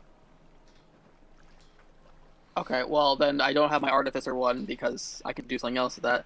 Nose ring. Oh yeah, cock ring. Oh. Oh, Okay, we're not now going you, that you level. ruined it. You No. ruined it. Oh. Cut it. Cut it. We're done. All right. I'm sorry. Shut it all down. So pretty much, breastplate, ring of spell storing, bag of holding, cloak of the manta ray, ring of the sunken king. I think, and then I am gonna have Chester and Lognut floating next to me. Alrighty. Can I roll a stealth check when Snapper gets checked? Why? What are you trying to do? Just trying to hide a dagger on him. That'd be sleight of hand. Fair. If you want to try frame that. him? Yeah, we're gonna go with that. You tremendous dickhead. All right. So Baku likes to hedge his bets, so he hid a small dagger, unspecial and magical, on our big snapper turtle friend. Try to put it in a place. Maybe there's a magical item that kind of blurs the vision. Maybe it's just wrapped in something special that's you can put a small dagger in, but not much else. Because I rolled a 30, Kyle, on that sleight of hand check. Oh shit! Damn. Man, I could have hit mountain with that sleight of hand check. Yeah. Jesus, I had yeah. gone bigger, but I was a little afraid of what Alright. happens if it wasn't successful. Is it a magic dagger or is it a normal dagger? It's a normal dagger. It's not magical. Then it's much easier for you to hide and harder for them to spot. And sure enough, you tuck this inside of Snapper's shell, just kind of that like back spot right where like shoulder blade meets shell. When I dust the flower off his shoulders, that's when I was placing it with my other hand. Very nice. Thank you. Going back, so yeah, Snapper, you have on you 1 dagger. Raz, jumping back to you, Yogg looks you over, sees the 2 creatures with you, and he goes, I believe Captain Zersad would prefer if you left those behind with the rest of your crew. Okay, I poof Lugnut away and I shove Chester in the bag of holding. I was also I'm gonna request with the bag of holding, could we potentially examine the contents of that aboard your ship? You don't want to turn this thing upside down. I very much do. No, I mean, so yeah, we have a bunch of rare things that, you can trade for and sell for, but we also have some gross things. Like, really gross things. Well, I think Captain Zersad would not like those gross things aboard his own ship, so if you would be Well, so that's why kind. they're in the other dimension, so they wouldn't be in the other ship. Is the head Right. still in there? Yeah, there's a head in here. I'm sorry, the what? Head. We were Well, there's a collecting a magic bounty. head that's a lantern that makes Oh, people that sick head. if they touch it. So we got multiple heads, yeah. No, the There's other also, head a we couple turned in. hands. Okay, so we only got the 1 head in there. It's probably Yeah, that best was the we crushed head we turned in. We just Yeah, that leave one was the, getting kind of gross and rotting. We left that in there a little too long. Baku's saying this. all happening in front This of is the all guy. he's saying. This in front of the guy. Oh, He's yeah. trying to gross him out. It's probably best we just leave the bag on the ship. But If then he you won't have wish all the to rare bring- things to trade for. If you wish to bring in items, you can restore them in the bag, but I don't think the captain would appreciate the gross items aboard his ship. They're not on the ship. They're in a different plane. Those are different things. Right, which you are bringing I'll pull it aboard out his on the ship. It doesn't make sense. It makes perfect sense. It is their rules, and we want to abide by them. There's a reason why Baku did not try to hide something on Raz. There's not much of Raz Raz to is gonna hide go on. back and start just. Raz is gonna go back on the ship and start dumping things to the bag of holding. So I'll be back in half an hour. Leave the bag. It has all of the things I want to trade for other rare things. So throw those in another bag. Oh, you're right, Ethan. I'm sorry. I just have 2 bags of holding that I can make magically. Didn't you Yeah. know? You do. No, because I have it for other things like my manta ray or spell storing. There's a different item for different attunements. I can only make 3 things with artificer power. Just don't put them in. Just put them in a normal bag then. Too many things. There's a lot of stuff in here. Yeah. While Raz is sorting his inventory here, who is next for inspection?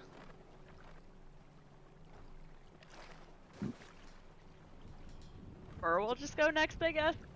I was answering somebody. My bad. No worries. So she has her dress, 2 necklaces. She has the gold one that Barian gave her, and she has the periaptive wound closure. Because it looks like a nice little red heart covered by gold, so it matches her outfit. Her bracers, and she has a couple rings on her fingers. All right. And no weaponry on you, correct? Aside from the fact you can just summon your Yeah, trident. exactly. She doesn't. She's like, I could carry a dagger. Don't really need to. If it gets Alright. to that point, I have another means. Mm-hmm. Well, if you'll excuse me, then. She'll Gives just you step back. Yeah, pat down, after and you're clear. Yep. Yep. All right. Gwen. Alright, so besides my little getup, I have on me my ring of protection, my 2 little stones, my all or nothing coin, and then I also have my living loot satchel because it looks like a holy tome, and in that is Cloud. Ah. Oh. All right. As you present yourself, the holy tome. Give me a sleight of hand or deception check. Okay.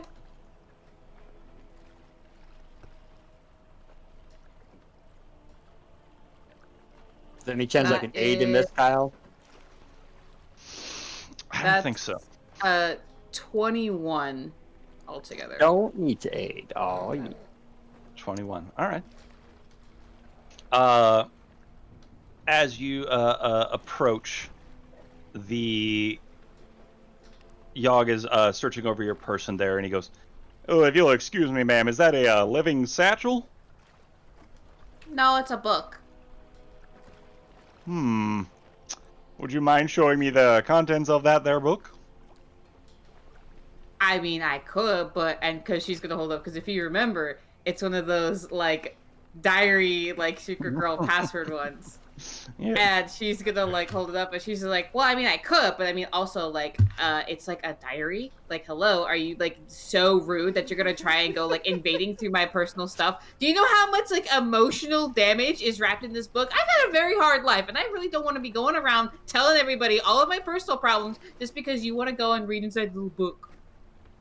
Roll me a intimidation check. Hell yeah, I fucking will.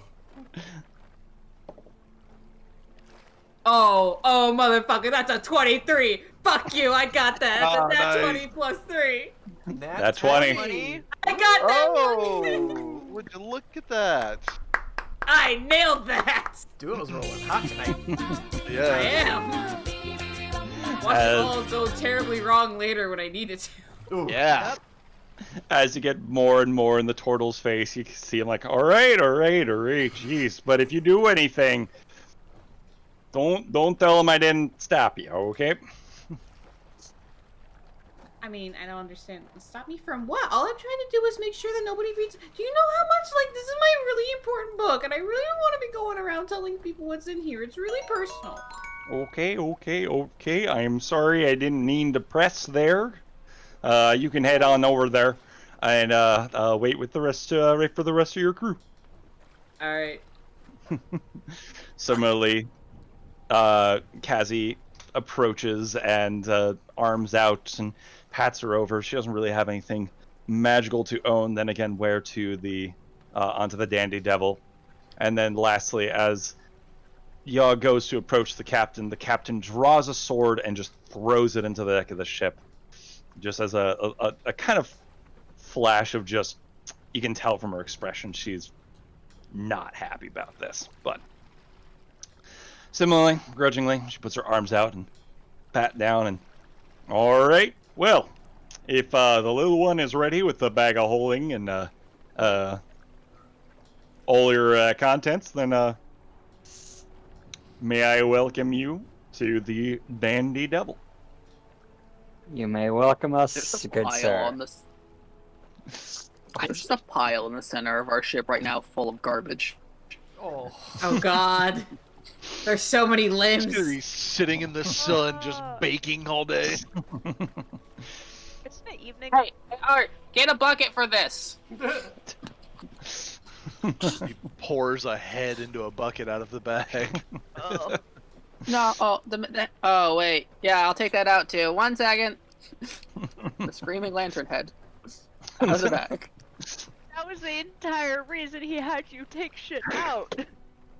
Well, no, there was also cultist guy's hand, tentacle from cult guy, cursed hand from room, pirate head from board game room, ghost ship. Oh my goodness. Yep. We got a lot of heads, guys. We're pretty No, Yeah, a I lot of don't know hands. why. Only one head. Well, 2 hands, 2 heads. You're looking for the new mascot. So, there's something else we were taking care of, wasn't there? It was.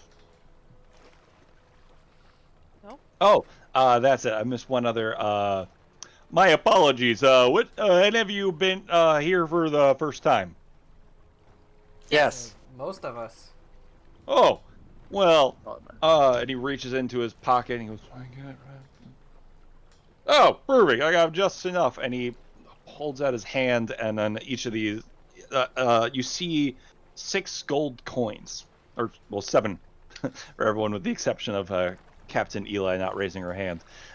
These like golden coins, but as you look closer to them, instead of the usual imagery on them, is stamped on the face of a winking tiefling. Oh. Okay. Interesting. Tokens for the Dandy Devil for your first game. First one's free. As I may welcome you aboard the floating, the fuck. Oh, there's a new one every week. I welcome you. Let's just go with the last ones. I welcome you to the dandiest devil the 7 seas have ever seen. As he opens the door and just you walk in, and akin to the opening of a treasure chest, the wooden exterior opens to display an ornate gold-like interior. Shining varnish reflects the many hanging lights, giving the walls and floor an immaculate gleam. Strewn about the main floor are several tables displaying dice, cards, and other game pieces, surrounded by towers and piles of gold and platinum. The room's music is nearly drowned out by the cheers of joy and cries of loss coming from the many guests taking part in the excitement of high-stakes gambling. The air lingers with the smell of sweet cocktails and spiced meats as a tray walks by, still steaming from the kitchen, showcasing various orders. Ethan is also putting on the screen now for those of you to enjoy an interior map of the Dandy Devil. To the bow of the ship, the stairs rise to a bar overlooking the tables, and to the stern appears to be a VIP area, or so you can assume from the extra protection and smaller crowd. Spaced along the walls are guards dressed in ornate plate armor, complete with red tufts atop their helmets, similar to the ones you saw outside, and keeping watch over the guests with steel-covered faces. You enter into the interior and just hear this bustling of crowds. As much as this map may be empty, I didn't want to ask Ethan to make me 50 tokens. Just imagine that this is quite full. As another thing you know from your times, as well as maybe picking up from the captain's explanation, the Dandy Devil, while being a ship that travels the seas, will often pursue the crowd that attend the Paradise Isles, as those are typically the richer people who, the ones with the biggest coin purses to offer. Amongst the crowds of people you see in various levels of ornate, whether it be suits or nice sets of armor. Each of them seems to have nearby one armed to the teeth like guard, whether it be a rough and tumble looking human or a half orc in full plate armor. You see, again, a few with great weapons. Typically, the bodyguards aren't going for the fancy but armed look, Baku. It's fine. Baku's got Sun and Moon on his hips, and he keeps flashing them like he's trying to show off for some reason. Yeah. From one of the far tables sits a curly-haired and curly-horned tiefling of a royal purple, lounging in an extravagant chair. He rises, and his deep purple and gold-trimmed coat flash under the torchlight, exuding an aura of wealth and riches with him, making the chair that was once ornate in his presence seem almost drab in comparison. He strides toward you in knee-high boots polished to nearly reflect your gaze, and he jingles with dozens of piercings and accessories. His red eyes show no pupils, but you can feel his gaze pierce you, as a wicked smile hides whether he's more likely to extend a hand or a knife. In a smooth confidence, he says, "Welcome, lovelies, to the Dandy Devil." Hello. He's a smooth motherfucker. Okay, I got you. For the group and the chat, I'm adding in It's some on screen. full body. Alright.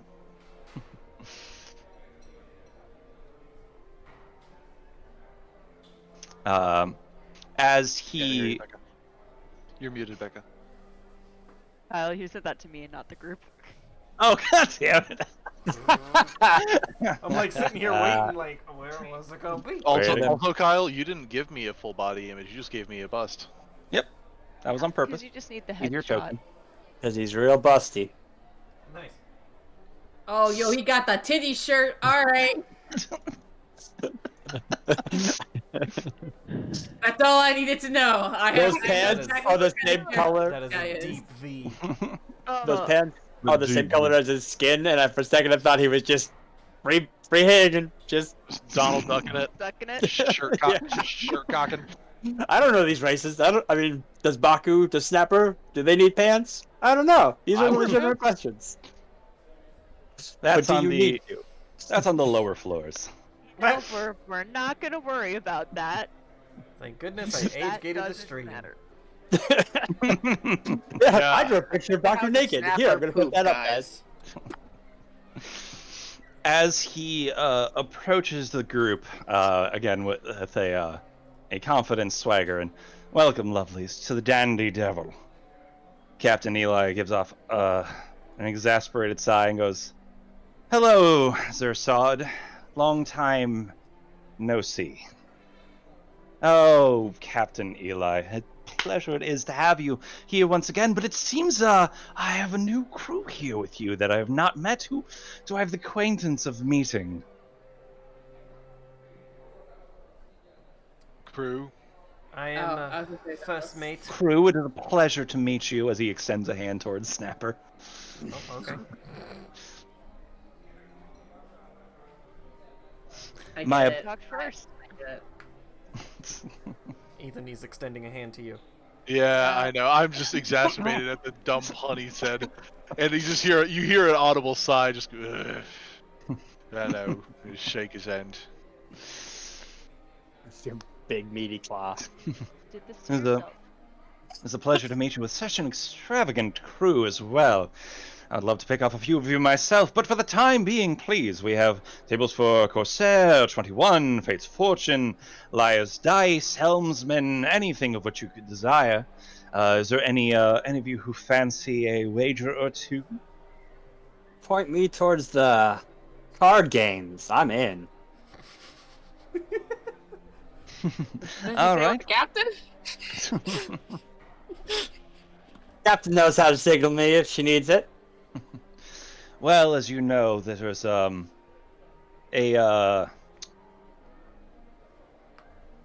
weapons at the door policy for most of our guests, so there are very few who are armed, and those who are know that if anything were to happen, that their guest would probably not fare as well. So, by all means, you're safe here. The bodyguard issue is more of just a comfort for your own safety, your own well-being, if you will.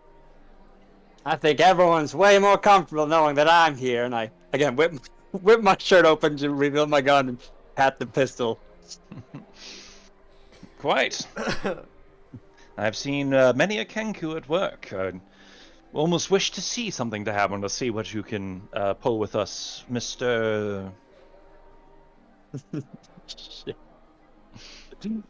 Baku. Baku. Small feather. It's a pleasure to meet you, Mr. Smallfeather.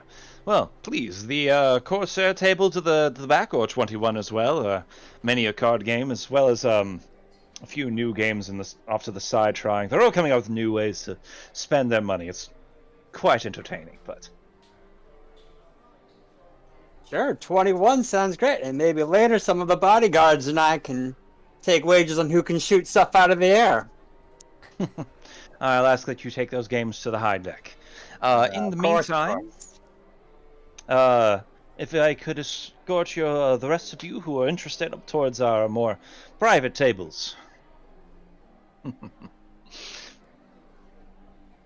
Oh, I assume food and drink are provided, or is that something we also must pay for? Unfortunately, my generosity does have its bounds. If there's anything if you wish, by all means, I can pull over some help to give you the menu for the evening, but it is on your own tab. And I shall do so in your private booth. Sorry. Very well. I will, I'm gonna go with Baku and make sure he doesn't spend too much money. This way, I can see if things are needed and get him. Approaching from the side, those of you with higher perception, as he is rather light on his feet, is a well-dressed and ornate regalia from head to toe. The only hints of his tabaxi coat colors are his well-groomed face and ears. Silky smooth, with gray fur and white tufts matching the shine of steel in his pristine white gloves. In juxtaposition to his plain fur, his immaculate coat is made of vivid colors, and its high collar down to its knee-length tail. His left hip remains exposed, though, to showcase a gnarly sword handle decorated with 9 tiny faces shaped with pained expressions, as though fated for eternal torments. And his expression remains neutral, as he looks each of you up and down, before approaching the blue-robed Yuki. The tables are much fun, but might I recommend... Oh, sorry, no. The tables are much fun, but might I recommend that the VIB booth is, more, well prepared for such beautiful guests. What is the expression? Barking up the wrong tree, my friend. Well, to be in such lovely company is always a pleasure. We do not get very many, how you say, tabaxis amongst our esteemed guests. Well, I'm not very much like other tabaxis either. We are never the same. I'm still. May I buy you a drink? I'm just going to go hang out with my friend and make sure he doesn't gamble away his money. And I'm gonna try and Very actually well. walk. I'm gonna try and walk away and go towards Baku. Oh, he doesn't stop me. Okay. Baku. Kyle, who's is that Baku there? is that Tabaxi's sword magical? If your detect magic is still up, yes, definitely. 10 minutes. So Yuki's gonna walk away and Raz immediately walk up like, "What's that sword do?" Just Yo, what that sword do, though? No, that sword though. That sword, though. What it do? Can I see it? Can I hold There it? Can I is- touch it?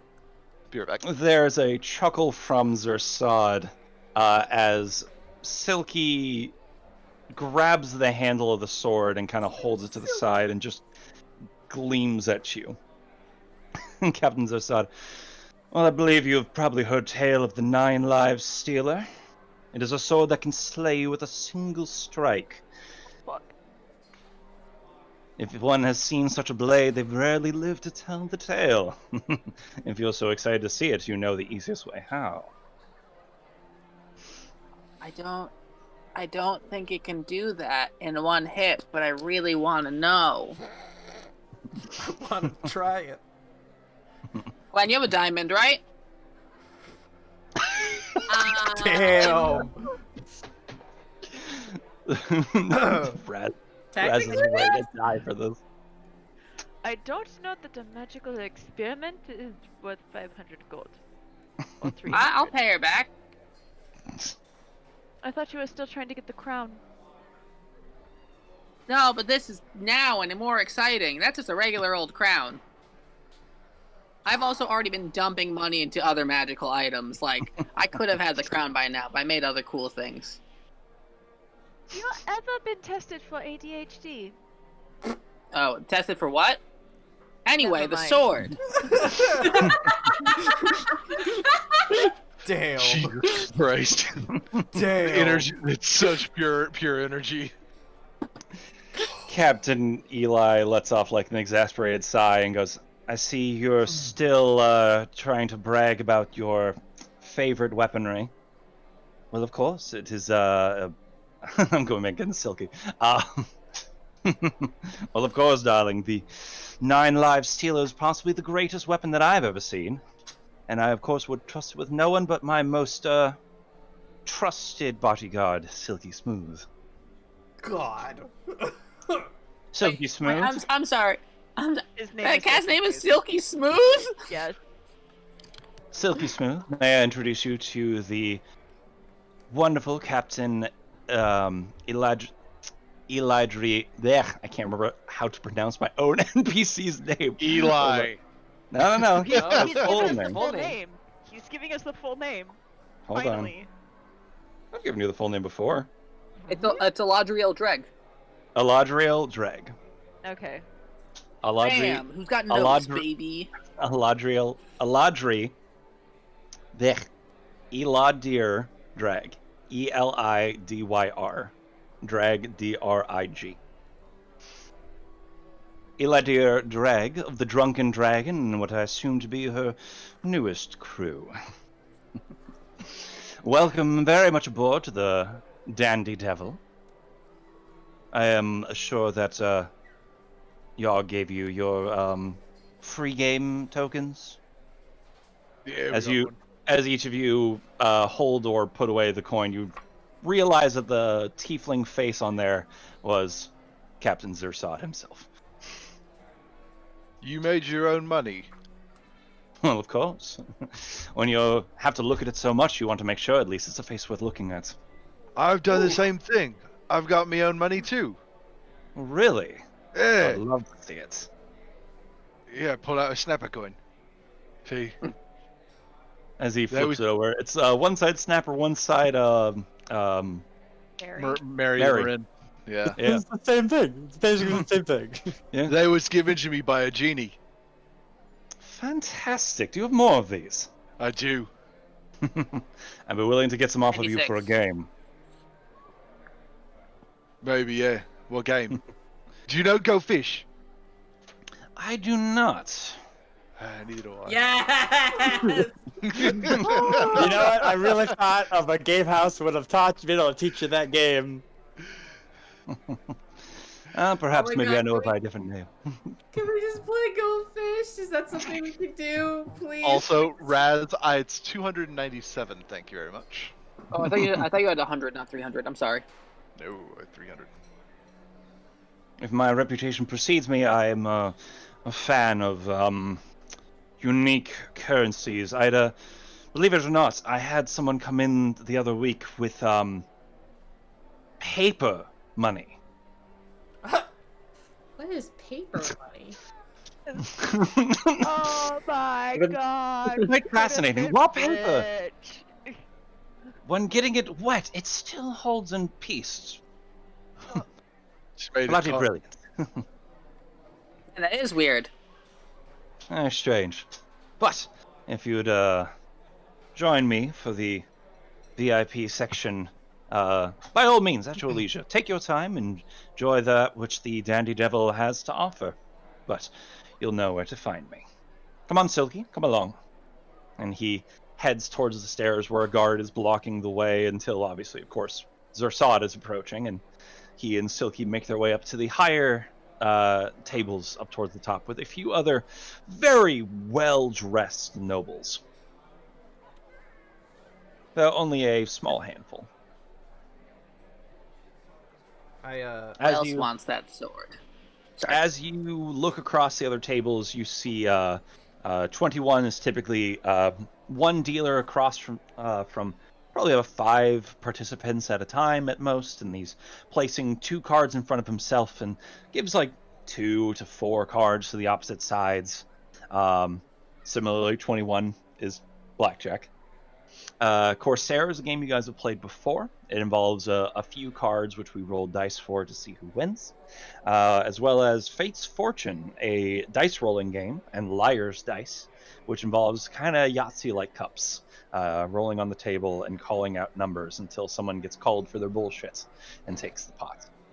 In the middle stands a roulette-like wheel spinning around. People are putting coins onto numbers and seeing the ball roll to see where it lands. As well as on the far side, you see some other games, small figurines on maps, as well as a few other games that seem more entertainment than gambling. Baku, which one did you go to? 21. Okay. I'll come up behind Baku and just be like, Baku, I think I just got hit on. Yeah, you're an attractive tabaxi, I'm told. I'm sure it happens a lot. I don't know about that, but there was another tabaxi. I don't know if you saw him. Was that the one that hit on you? Yes. I did Oh. not like it. It was... Oh, okay. Yeah, I was gonna ask how you felt about it. You want to hang out with me here? About Yeah, to I make wanted some to. money! Okay, I believe you. Okay. Here, and I'll hand him my free play token. Be like, here, you can have 2 free games. I don't really mess with this. You can be my lucky tabaxi. Hang out. Sure, yeah. I help you whatever I can do. I'm not gonna like rub your paws or anything like that. I'm just, you can hang out. It'll be good. Okay. And they'll just stand there, awkwardly not knowing what to do, what to look at. Just... I look at the dealer and I go, the bodyguard for the body guy, huh? Isn't that cool? Yes. Are you cashing in? Yeah, let's get me in. I got a free play token right here. And he slides one over. All right. As he takes the token from you, he places down onto the table a platinum piece and slides it towards you. Oh. Hey Kyle, how long have I been sitting at this table? Ooh. Say a minute? I'd say probably a minute. All right. I want to use Insightful Manipulator to observe this dealer Okay. and learn if I am their equal, superior, or inferior in intelligence or charisma. Let me get your stats up in front of me. Good job, You're gonna Eric. count cards right now and stuff? Gonna count something on this guy, see if I can pin down A weakness? a weakness. Yeah. Boy. Charisma, you are Useful. superior. Charisma, you are superior. Intelligence, you are inferior. Oh, but I know, I know that he's smarter than me. So 21 is a game where basically it's blackjack, but for the way we're going to play this, each of us, each player, so me, the dealer, and you and anyone else who wants to play, you roll 2d10. The dealer does the same, keeping the first die hidden, but I will tell you the second one. Each player takes turns rolling any number of additional d10s. All the die faces are face value except for the 1, which can be a 1 or an 11, and you cannot exceed 21 or you are out. If the dealer scores a 21, all players lose. If a player scores 21, they win. If neither occurs, each player loses if their total is less than the dealer's. You said I was rolling what again? D10. 2G? 2d10. 2D10, okay. Yep. Trying to get as close to 21 without going over.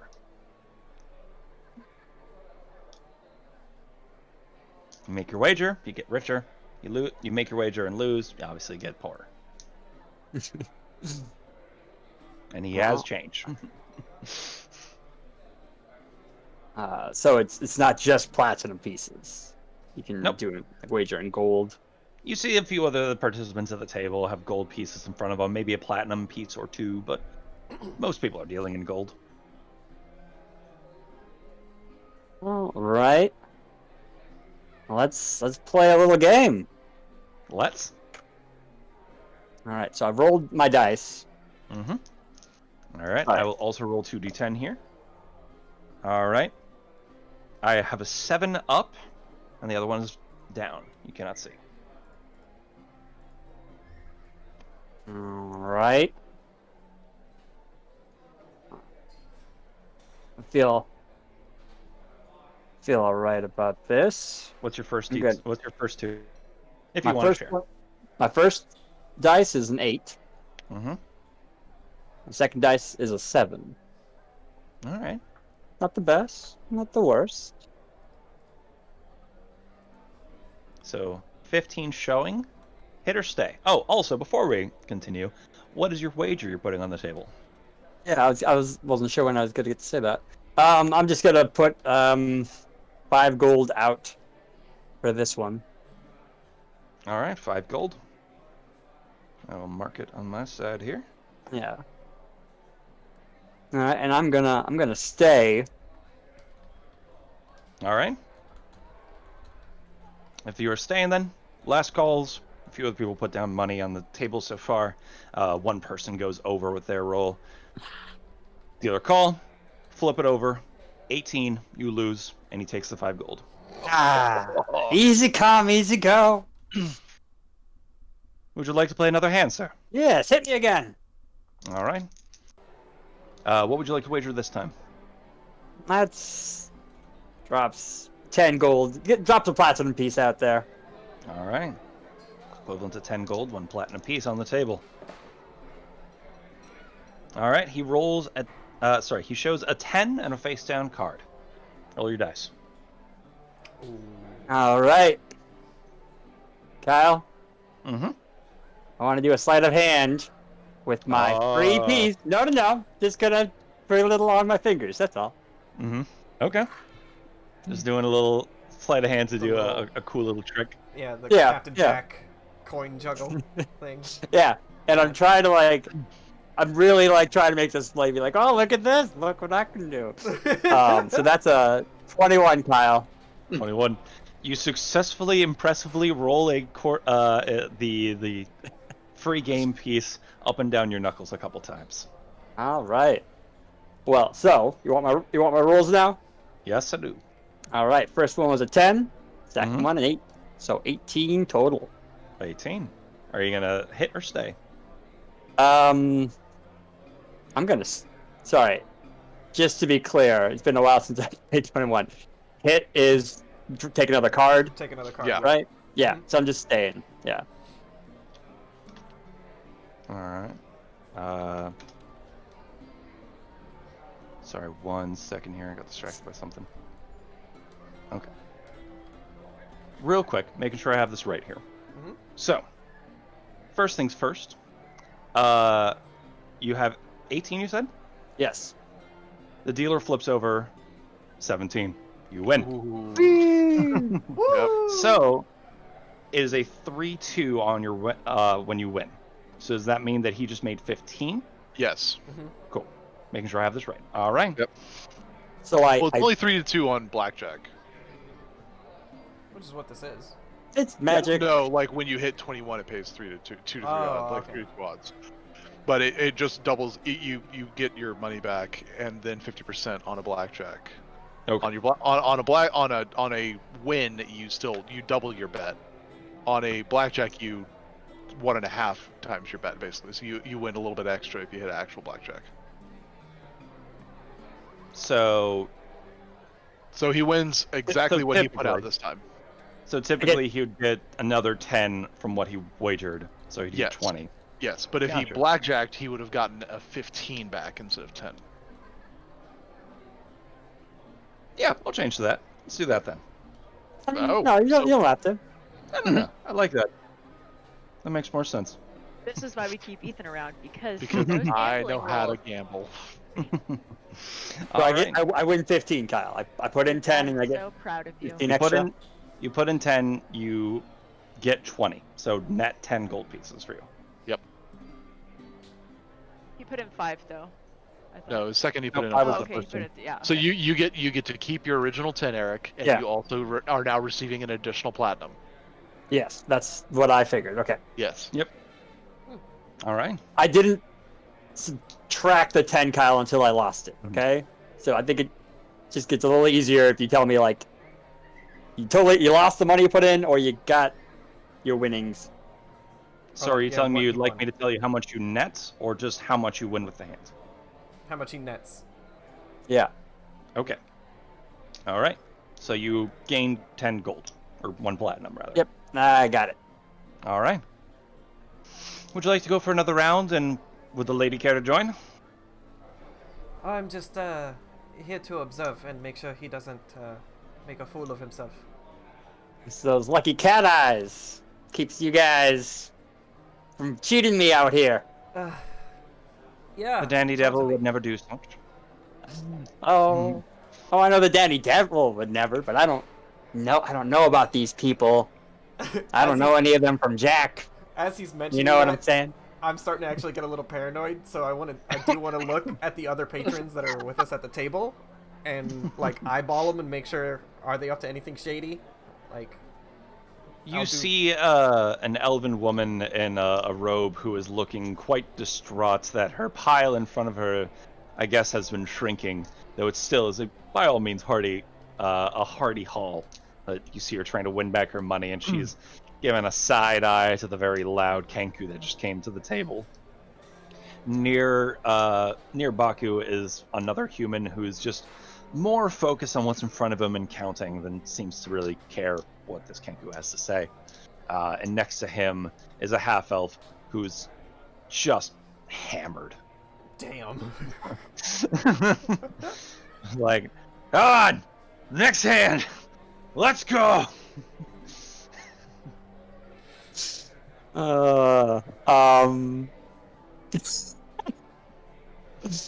All right, so I'm gonna notice this elf woman all distraught because that's pretty clearly happening, right, Kyle? Like, the elf yeah. woman is very clearly distraught. For sure. So I'm gonna sleight of hand roll my free token I have as I extend my hand over to her. You'll be like, here you go, sweetheart. Looks like you could use a little luck. Oh my god. This is from my Oh lucky my- tabaxi here. I rolled a 22 on that sleight of hand. roll me a persuade. No, just straight charisma check. Well, if you just want to fuck me, Kyle, fine. Jeez.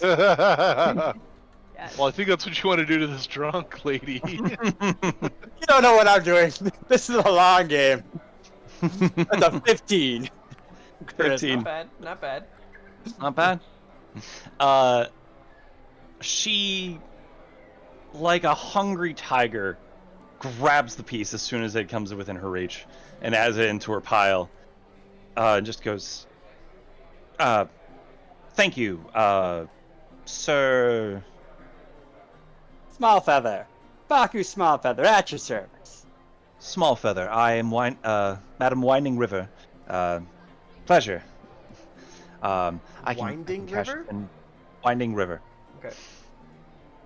And she just turns to the dealer. I can cash this in immediately, right? Oh, of course. Yeah. Takes the piece from her and hands her a platinum. Degenerate gamblers. Gotta love them. And you just see her just ready for the next hand. She kind of Wow. gives you a glance, kind of like the look of like, what's your play here? I'm gonna very subtly like wink at her. Just like a whole head bob with that. And we're gonna play one more game and then I'll pass the torch to whoever else wants to whatever else is happening on the ship. All right. One moment here. Okay. So, place your wager. All right. We're gonna take 10. Put out a platinum. Sorry, just one platinum. One platinum piece again? All Yeah, right. I was gonna do 10 gold and I was like, it's just the same as platinum. So, okay. Sure. All right, platinum's on the table. All right, taking bets. Last call for bets. Cards flipping over. 6 is shown. Face down card. All right. The dealer takes another card then. Roll Hit your me. dice as well. I've got Okay. a 6. Do I have to tell you or not? I forget. I just appreciate it. Okay, I have a 6 and a 7. 6 and a 7. All right. So you have 13 showing. You take another hit, so roll another d10. That's a 2. All right, so 15. Oh, buddy. Dealer takes another card. Another 6 is showing, so a total of 12 showing. Another hit. Yeah, I'm gonna take another hit. Ah! All right. Roll a Hit d10. me. Oh no, you didn't have to. The dealer has to hit up until. The... Oh, okay, my bad. Well, right, but we're both at 3 cards now, so. Oh, sorry. No, yeah, then the dealer does go first then. Once. Yeah, sorry. Yeah. I'm That is taking that 8. back, Kyle, because I thought that was like advice, and it's more a situation. Okay. So a 2, so I'm at 15. 14 showing. 1 card hidden. And dealer stays. Or dealer calls stay. And you're staying at, what do you have, Eric? I got 15. Yes, can't say that. That's 14 showing. He might be over. He might Yeah, have you busted. need to stay. You know, you guys are playing blackjack wrong, by the way. No? Yes? Yeah. This is We're not D&D playing blackjack, we're playing 21. Yeah, D&D 21. All right. Show cards. Dealer flips over a 4 for a total of 18. Takes your platinum piece. Easy come, easy go. All right, I'm gonna get up from this. All right. As your gambling goes on here, what are the rest of the crew doing? Would you like to play a game or grab yourself some food or drink? Does anyone want to play a game together? Yeah. Oh, you I cheated wanna last time. You cheated last time as well. No, I didn't. You yelled at me and threatened to kill me. Yeah, because you were cheating. No, I wasn't. I was I don't know planning if I- to, but I didn't. Yeah. So, you know, we're even. No, not at all. Again, Alpha and threatening to kill me is All not right, equal Gwen. 15 cards. Gwen, what do you want to play? I'll play whatever. Just not a lot of math, please. What were the games that were here again? I don't remember. Corsair is a game you've played before. Each player rolls a d8. You keep your results hidden from each other. Then you decide if you want to raise, call, or fold, and then you roll a d6. And similarly, then d4, and then you reveal your total numbers. 21, which is what we just did, where you roll 2d10. You try to go as close to 21 without exceeding. Fate's Fortune is a game where each player rolls 2d6, and if they add to a total of 7 or 12, the player wins. Perhaps, basically. Mm-hmm. Liar's Dice is a bit more complicated. If you want to hear the rules, I can get in on that. I And then- actually know how to play Liar's Dice. I love Very Liar's nice. Dice in real life. I don't know how to play that. Well, that's a complicated one, honestly. Yeah, so we'll leave that one be. And then Helmsman. Each player chooses one of two options, a number between 1 and 20, or whether the results will be even or odd. Oh, roulette, basically. Big roulette. I would be down for either the roulette one or the Corsair one. All right. Let's do roulette. Woo! This one is unique to having a bit more of a setup. Meanwhile, a deck of cards can be found anywhere. So Is anyone else playing with us? at the table, you see a few other. Kazi, Captain, Raz, any of the rest of the crew, more so. I say Captain will get in on it. I meant to say Kazi. Kazi will get in on the dealings as well. The Captain has gone straight up to the bar. Murr's gonna go up to the bar with the captain. And Raz, what are you gonna do? I want to follow the guy with the sword to see if I can get up there. Oh, Jesus. Boy.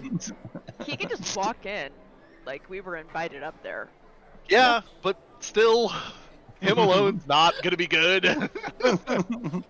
We'll get to Raz's story in a moment then. So, you approach the helmsman's table. Similarly, it's kind of set up like a giant capstan, and on top of it is set up the roulette wheel. Around this spoked wheel are pockets of green and red, ready to catch the ball as it spins, as you've seen a few people kind of placing bets before. Before the ball is rolled, though, everyone is placing in front of them a set of numbers, checkered both green and red, of whether to call for, again, a specific number between 1 and 20, or if the result is going to be even or odd, or rather, in this case, green or red. Okay. And can we bet on individual numbers as well? Yep, you can bet on the individual number, or you can just even or odd it. And the payout for individual numbers is 1 to 20, correct? If the player chooses even or odd, you win 1.5 times your bet. If the player chooses a specific number, they win 10 times their bet. If 10 it lands on the specific number. Okay.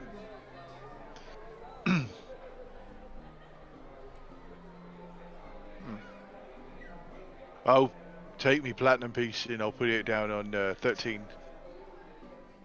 All right. Also, as a heads up on this game, it is a minimum of 10 gold to participate. Okay.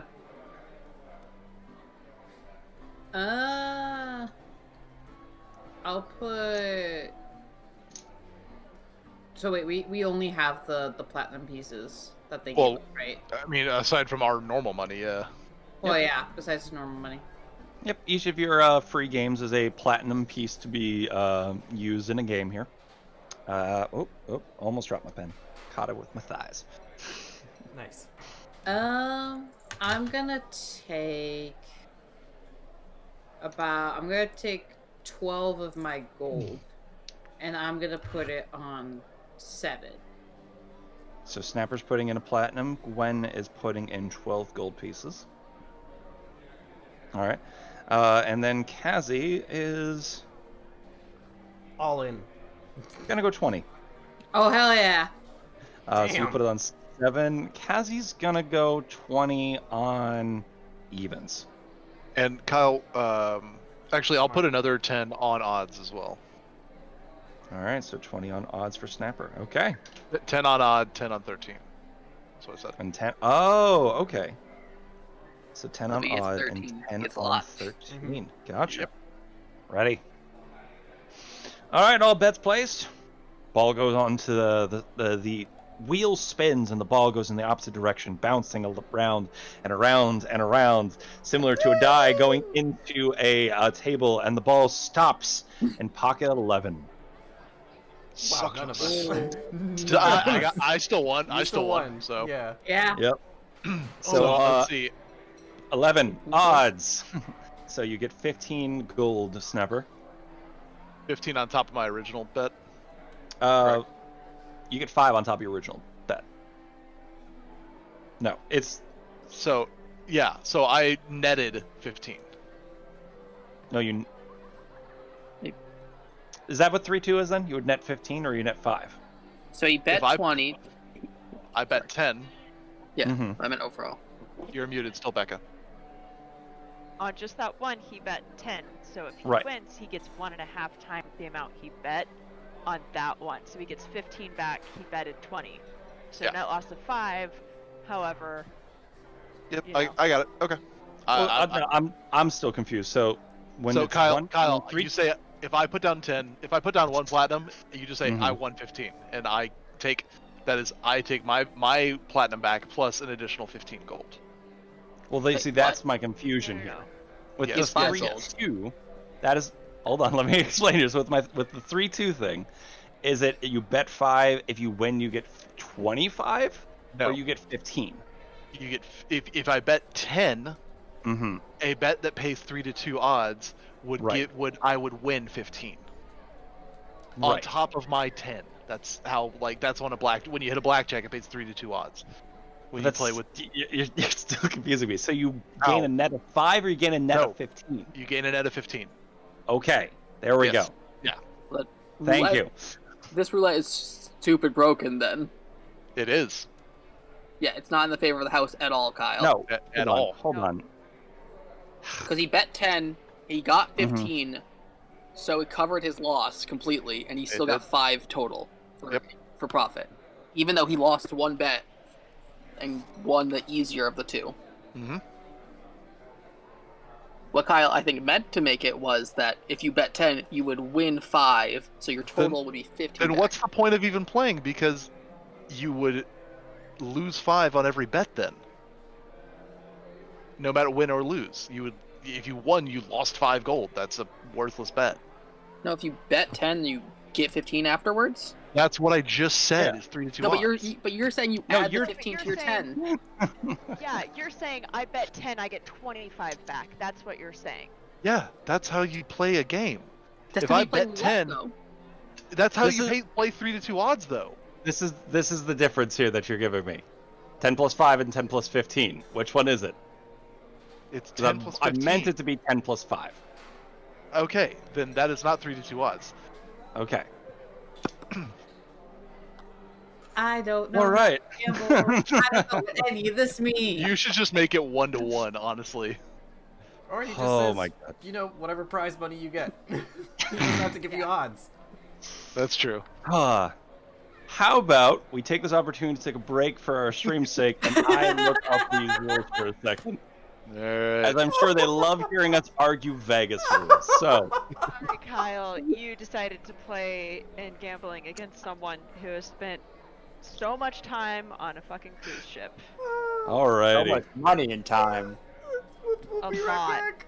We'll be right All right, back. everyone. We'll be right back after these Jesus. messages. I'll be right Yay! back. I'm just Bye, gonna have a everyone. good time.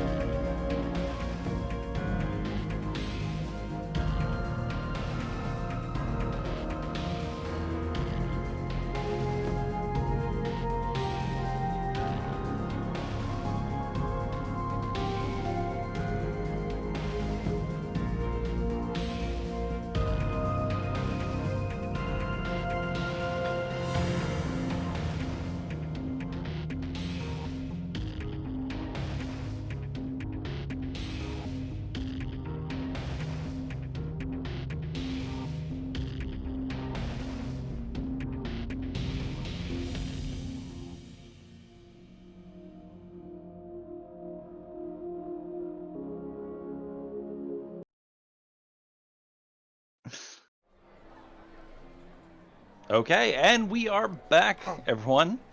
All you missed during the break is that Snapper's going to lose all his money. Sorry. Fair enough. Thank you back. Thank you for coming back and joining us here as we find out that Kazi and Gwen both lost 20 and 12 gold respectively. And Snapper gains 10 gold for a total of 20. Yep. All right. Would you like to roll another wheel, or shall we move on to another part of the party? I'll leave that up to Gwen. I mean, I'm willing to try it again, just Sure. because. Yeah. Yeah, I'll put it. I'll Alright. put another platinum on 13. All right. Kazi is going to try to win her money back by putting another 20 on even. Kazi just leans over to Gwen and just like, I've never had this much money. I don't know what to do with it, but I could get more. I don't know how to play this Oh, game. no. So I'm throwing coins randomly. Oh no, we've created a monster. We've given her a gambling addiction.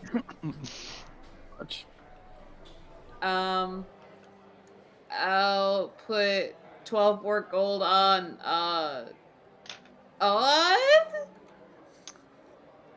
Sirius Booyah puts 9 down. How much on 9, Sirius?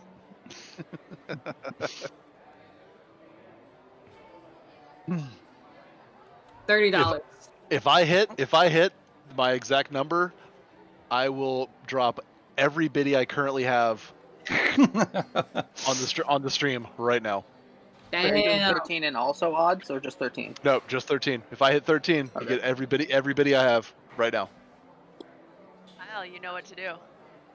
Kyle, cheat. Cheat, Kyle. And Cheat to give Amari real money by giving Ethan fake 13. money. Help me pay my rent. Help me pay my rent. I just place it on the 13. For that.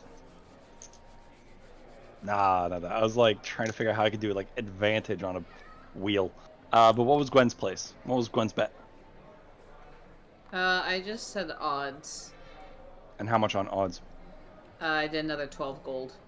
12 on odds. Okay. Bets placed. Ball out and spin to win once again as it lands on 9. Hey, serious Sorry. one. Serious one. Nice. Yay! Drop those biddies. Hey! Oh shit! Yeah. Damn. Oh. Serious. So serious. You made 100 gold pieces. Congratulations. Oh. You get 5 for that. Appreciate it. Yeah, you know. When at 12, you make another 12 gold pieces. Then. Woo! And Get Kazi. back where I lost. And Kazi has lost a total of 40 gold pieces. God. Oh. Oh no. She's like, that's I fine. heard it. That's fine. That's fine. We're going on an adventure. We'll get it back. Adventure's fine. All right.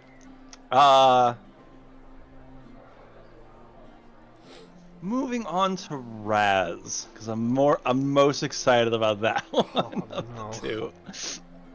The favorite. So Raz, how would you like to go about this? I'm just gonna, once I see the captain walk towards the bar and realize she's not doing anything interesting, I'm gonna start walking up the stairs towards where, what is this? Silky smooth, baby. Silky Smooth. Where Silky Smooth went up. All right. So you follow Silky Smooth and Captain Zerzad. Yep. All right.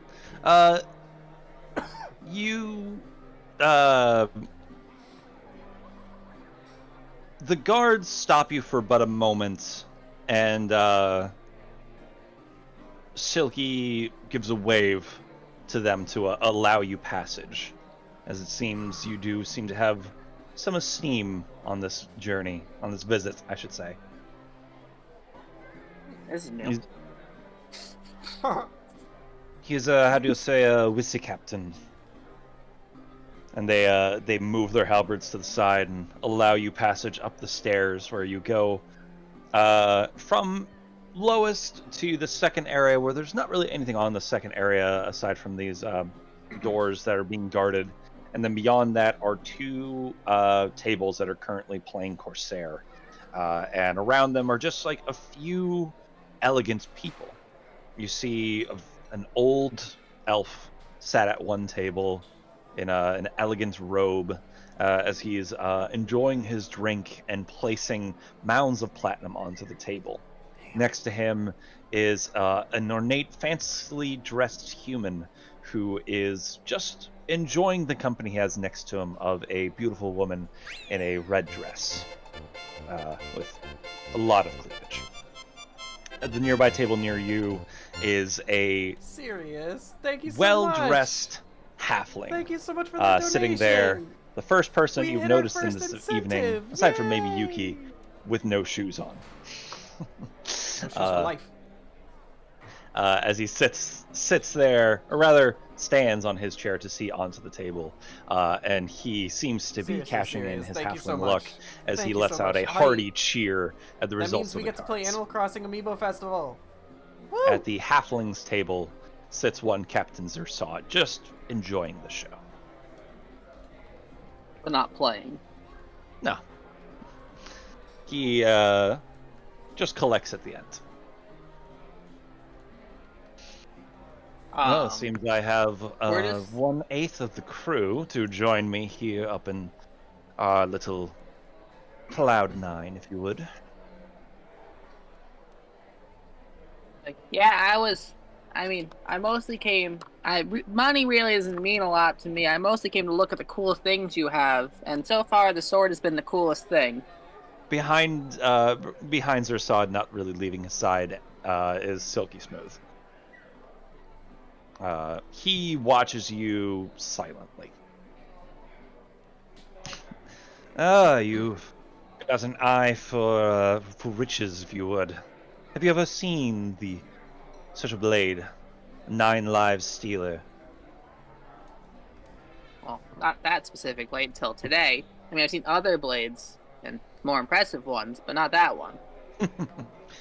I think that while such legendary weaponry is available in the world, I have to say my personal favorites of these makes. Silky, if you would, as Silky pulls out this long rapier, this sheen of silver that almost has like a flash about it of magic, maybe evocation, I guess, in school. As he hands the blade handle first over to Zersod, who similarly points the blade out towards you, not in a threatening way, but just kind of like a see how you react like pose. Immediately takes out a magnifying glass from like his back pocket and starts looking at it very closely. Of course the captain would find herself such fearless crew to sail. Tell me, young one, what is your small one? Sorry, my apologies. What is your name? I mean, both are accurate. I'm only 10. I'm Razmataz. Also, was that supposed to be threatening? No. If I mean to be threatening, you'll know. Don't bet on that. Kobolds have always fascinated me, but I've rarely had one come aboard the Dandy Devil. How was it? To your liking? Is there anything you need? It's a fine ship. A little, it's a little over, like, you could use more things, if anything. Like, yeah, you got your games and your fancy food and things, but there's, like, no pyrotechnics, nothing flying. You could do more magic. You obviously have the money for it. Well, it is, the ship has served me well in its current state of affairs, but maybe such attractions would, bring in more guests. We could use someone with your brains aboard this ship. Are you looking for new sails? Nope. Although your sails are very cool. The way they go up and down automatically and things. But yeah, I would rather die than go on anywhere else. Nothing against you, but yeah, that's how it is. I see the captain has found herself some loyal crew. Good for her. So can I take a minute and identify this sword, or...? He looks over to Silky. Silky kind of looks back, pulls out a second sword from under his coat, just as a precaution. He goes, "You may, but may I also interest you in this?" And he lets out a whistle, which I won't do over Discord because we've learned how that goes. God. And from out of the back of his coat flies a dancing rapier that hovers in front of you. And he goes, "If you're looking for magical weaponry, I have the ability to give you your fill." I mean, well, I've seen that one before. I haven't seen this one. Go quite ahead. Sweet. And I'm going to spend 1 minute to cast Identify on it, because I'm not going to ritual cast it. Alright. In front of you is a 9 lives stealer. It's a very rare weapon that requires attunement. You gain a +2 bonus to attack and damage rolls made with the magical weapon. This sword has a number of charges, which can be a max of 9. And if you score a critical hit against a creature that has fewer than 100 hit points, it must succeed on a DC 15 Constitution saving throw or be slain instantly. Whoa. Yep. As the sword tears its life force from its body. A construct or undead is immune to this effect. The sword loses 1 charge if a creature is slain, and when the sword has no charges remaining, it loses this property. Damn! Interesting. I hand it back to him. I mean, it's cool, but like, it's kind of basic. Yeah, basic. You're gonna get us thrown off this ship. Are you saying you have a more impressive sword of which you could display? Perhaps in your bag of holding? Well, that's a question for you, Kyle. Did the turtle let me bring on magic items, like in the bag, or no? Magic items were allowed, he just didn't want the gross things. Perfect. Well, I have this, and I pull out the ghost cutlass. Wait, did Yuki take it or no? The ghost cutlass? I didn't take the cutlass. Okay, No. I I got didn't take any of the weapons. a ghost cutlass and then a scythe. Those are really only weapon ones. Oh, I also have this, but this one's mine. I pull out the staff of the Phalans. Ooh. May I take a look at that one? Yeah, I can't really threaten you with a sword just in case, but please don't take it. I very much like it. And I hand it to him. As he looks over the extent of it, he seems to be admiring the craftsmanship. Interesting. Fey energy is trapped inside of such a beautiful object. Well, if you're looking to wager anything this evening, I'd be willing to pay you handsomely for it, or perhaps a wager could be perceived. I will admit, though, I couldn't see myself wagering the 9 lives stealer for it, though. Oh, well, if you want, I mean, something that I think is the equivalent of that. And I just, like, reach in and think for a second, and I pull out the super special rum. Alright. This is the rarest thing I've ever found. And, yeah, if you want to cast Identify on that, or I can just tell you, pretty much, it just refuels you completely. After anything, no matter what, you'll come back to tip-top shape for top of the day. Have you imbibed in this yourself at all? No. This is being saved until, I very much need it, or till someone's dying, or, one of the very important things. Fair. Such a rare drink, such a powerful drink, just must be saved for such occasions. Fascinating. But again, not quite worth the 9 lives stealer. I have more drink here than I could ever drink in 3 lifetimes. And while a regaining of spells would be worthwhile, I can't say there's been too often that of late that I've had to exert myself as such. Well, sometimes it's just about quality over quantity for your drink, but to each their own. Perhaps after an exhausting evening, such a revitalization could be tantalizing, useful. But nay.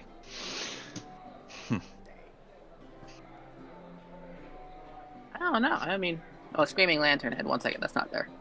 Nope. Yeah. I mean, we have a bunch of just random hodgepodge magic items, but the thing of that, I guess, your super special sword. I don't think anything equals that. Well, if perhaps you could, I don't know, convince your captain to wager the Drunken Dragon, I would find myself adding to a large pool. I mean, but how would we be pirates without a ship? Well, that's not really a question to ask, but imagine what amazing pirates you'd be if you had the Drunken Dragon and a 9 lives stealer. How about the Drunken Dragon in your ship? No, the Dandy Devil is not up for sale. Well, neither is the Drunken Dragon, but you're saying that it is. Well, imagine how would I wager the Dandy Devil while we are aboard the Dandy Devil, as well as I have many guests that I would need to kick out if that was the case. I mean, we wouldn't be rude. They would stay till they're done, and then we would leave with your ship. Once we won, of course. God. He has a sneer across his face, as though hearing you say our ship is the same as you insulting his mother. Oh my god. Oh boy. I will say that wager is off limits unless you could find something of a very large value. But tell me, little one, what does bring you out to my shores? We saw your ship coming from our side, and then Not our captain my told us to go ship. get... To these seas. Where are you going? What are you doing that brings you so far south? I think we're visiting our friend's homeland. I'm not sure. I spent a lot of my time in the basement of the ship, A sea elf working of a with my Titan. friend Barry. I don't know. I think they both live near each other. I'm not playing dumb. I don't know where we're going because I wasn't here this morning when we started. It's okay. It's valid. It's valid. Fair. It works out. Yeah, I mean, honestly, with that logic.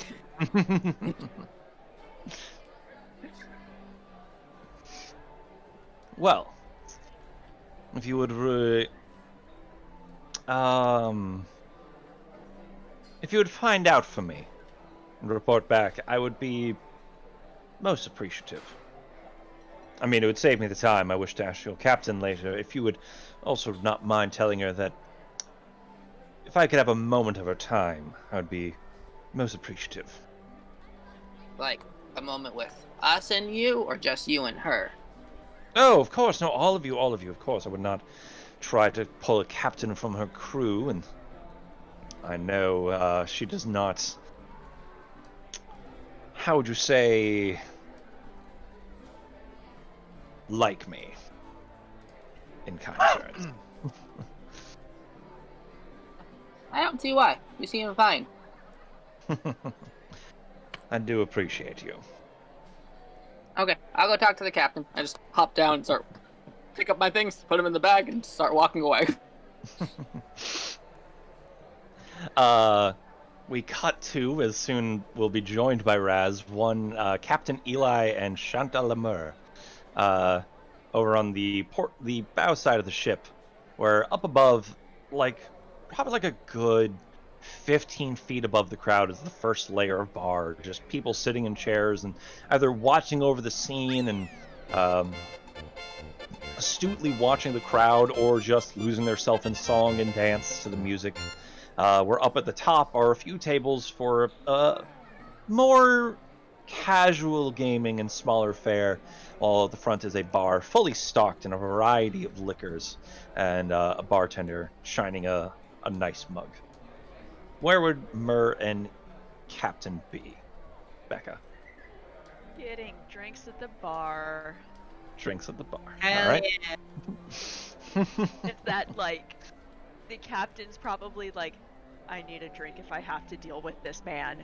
And she's over there, and Mur's like, yeah, I don't really want to be here, but let's see what happens. The captain would be ordering Seriously, thank you everybody so much for a that donation. tall beer. Michael, thank you so much for that donation. As she gets a large mug and I might have everyone dance at the gets end. a good few gulps in before slamming the mug back down onto the table. I have spent so much of my life trying to accumulate wealth, and then you find a place where everyone's just giving it away so freely. I don't get it, Mer. I don't get it. Some people are assholes. Well, he has quite a collection of assholes, so much I guess you could call this a bathroom.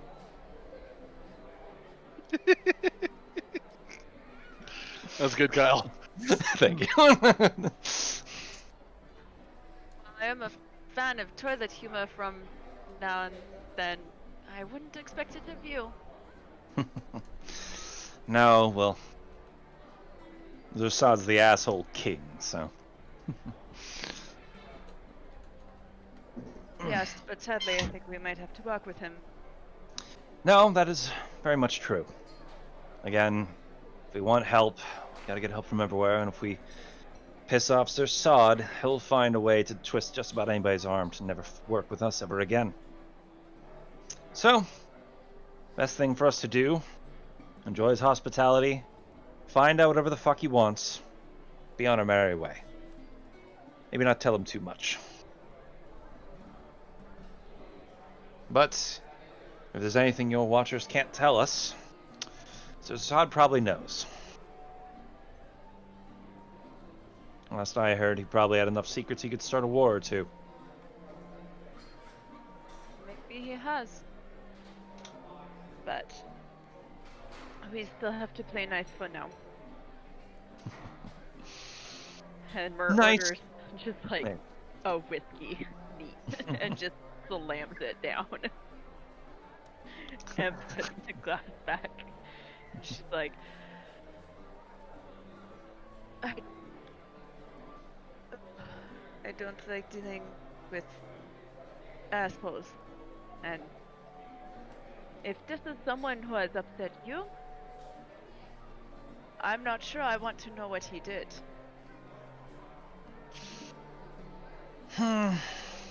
Well, let's just... Oh, we lost Ethan. Ethan? Becca. Oh, he said just a sec. Dallas. Yeah, we're good.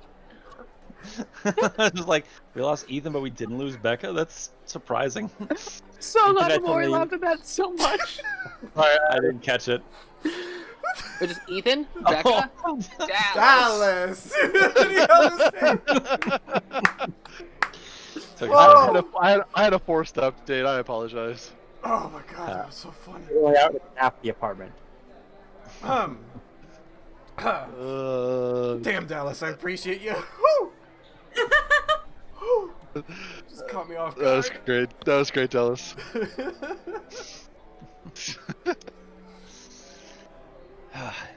I can't get into details, Mer, but let's just say there are a few men of the seas I still fear. And he ranks in there. Well, hopefully we will not see his bad side tonight. No. Let us order a round of drinks and go meet the enemy face to face. Aye. Am I covering or? I got it. Damn, Captain. She was gonna go Dutch. Ah, it's fine. I get this round, you get the next. Fair. If we wanted to have the ship name live up to its title. And she orders one refill on her tankard after slamming it down. Does he know? He knows a lot.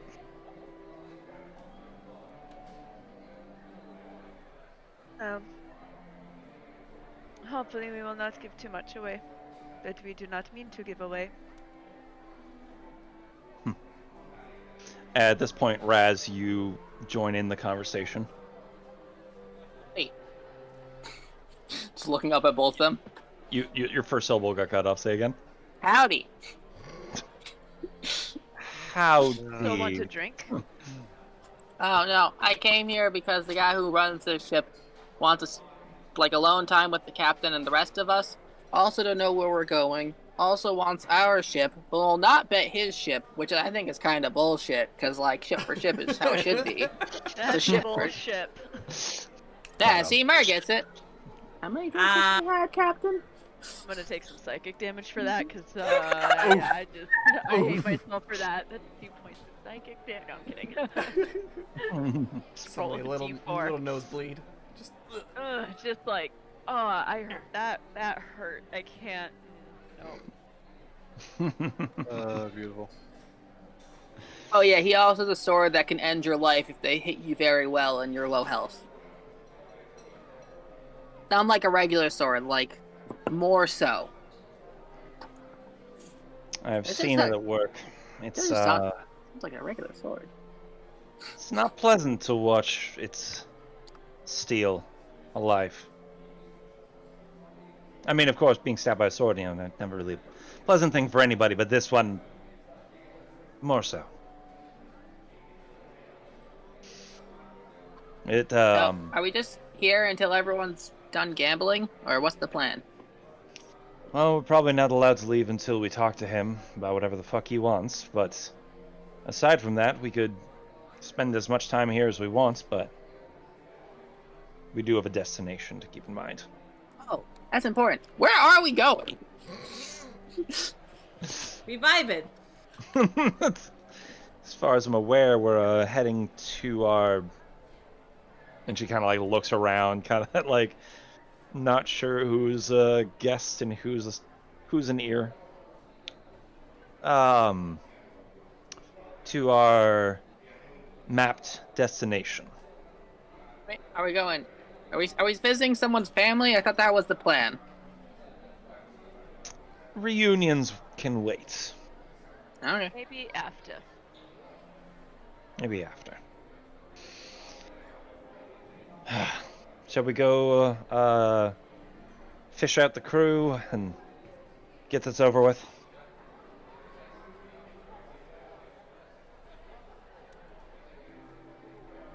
We can. Wait, Or it could just be the three of us if the rest of the crew is busy. Don't Well, necessarily want to pull them away from any fun and enjoyment they are having, especially if some of our members are able to bleed the coffers dry. You hear Baku in the background loudly. Whoa! Almost! I was gonna say, I think I'm still like gambling with fucking With Snapper. Kazi and Yeah. Snapper over at the other table, so we're just vibing over there. Yup. Captain Eli picks her mug up off the table and goes, I'm keeping it. I need to find my first mate. How much do I owe? The 2 drinks and the 2 whiskeys there. It's probably gonna run you 17 gold pieces. Fuck. That's a drink. Yeah. Uh, Kyle, Yeah. I want to quickly, just as fast as I can, Mhm. snap in Lugnut, look through his eyes, and then snap out, see if I see anything invisible. Oh right, you had Lugnut with you. I forgot about that. Well, Lugnut's Uh, in the Feywild, which I can summon at any point to see through his eyes. Oh, correct. All right. I was like, wait. Yeah. Anyway, But I poofed him away. you poof him in, and you look in, and you see, since it's see invisibility, correct? Not true Yes. sight. Okay. See invisibility, that's it. You notice 4 scrying eyes in each corner of the main room, Dope. up in the tops. I thought so. We're also being watched. He says it to Merca's captain's already gone. That's pretty good. As Baku and Yuki are sitting at the 21 table, a Captain Eli arrives, large mug in hand, and she puts a solitary hand onto Yuki's shoulder. As you see her, just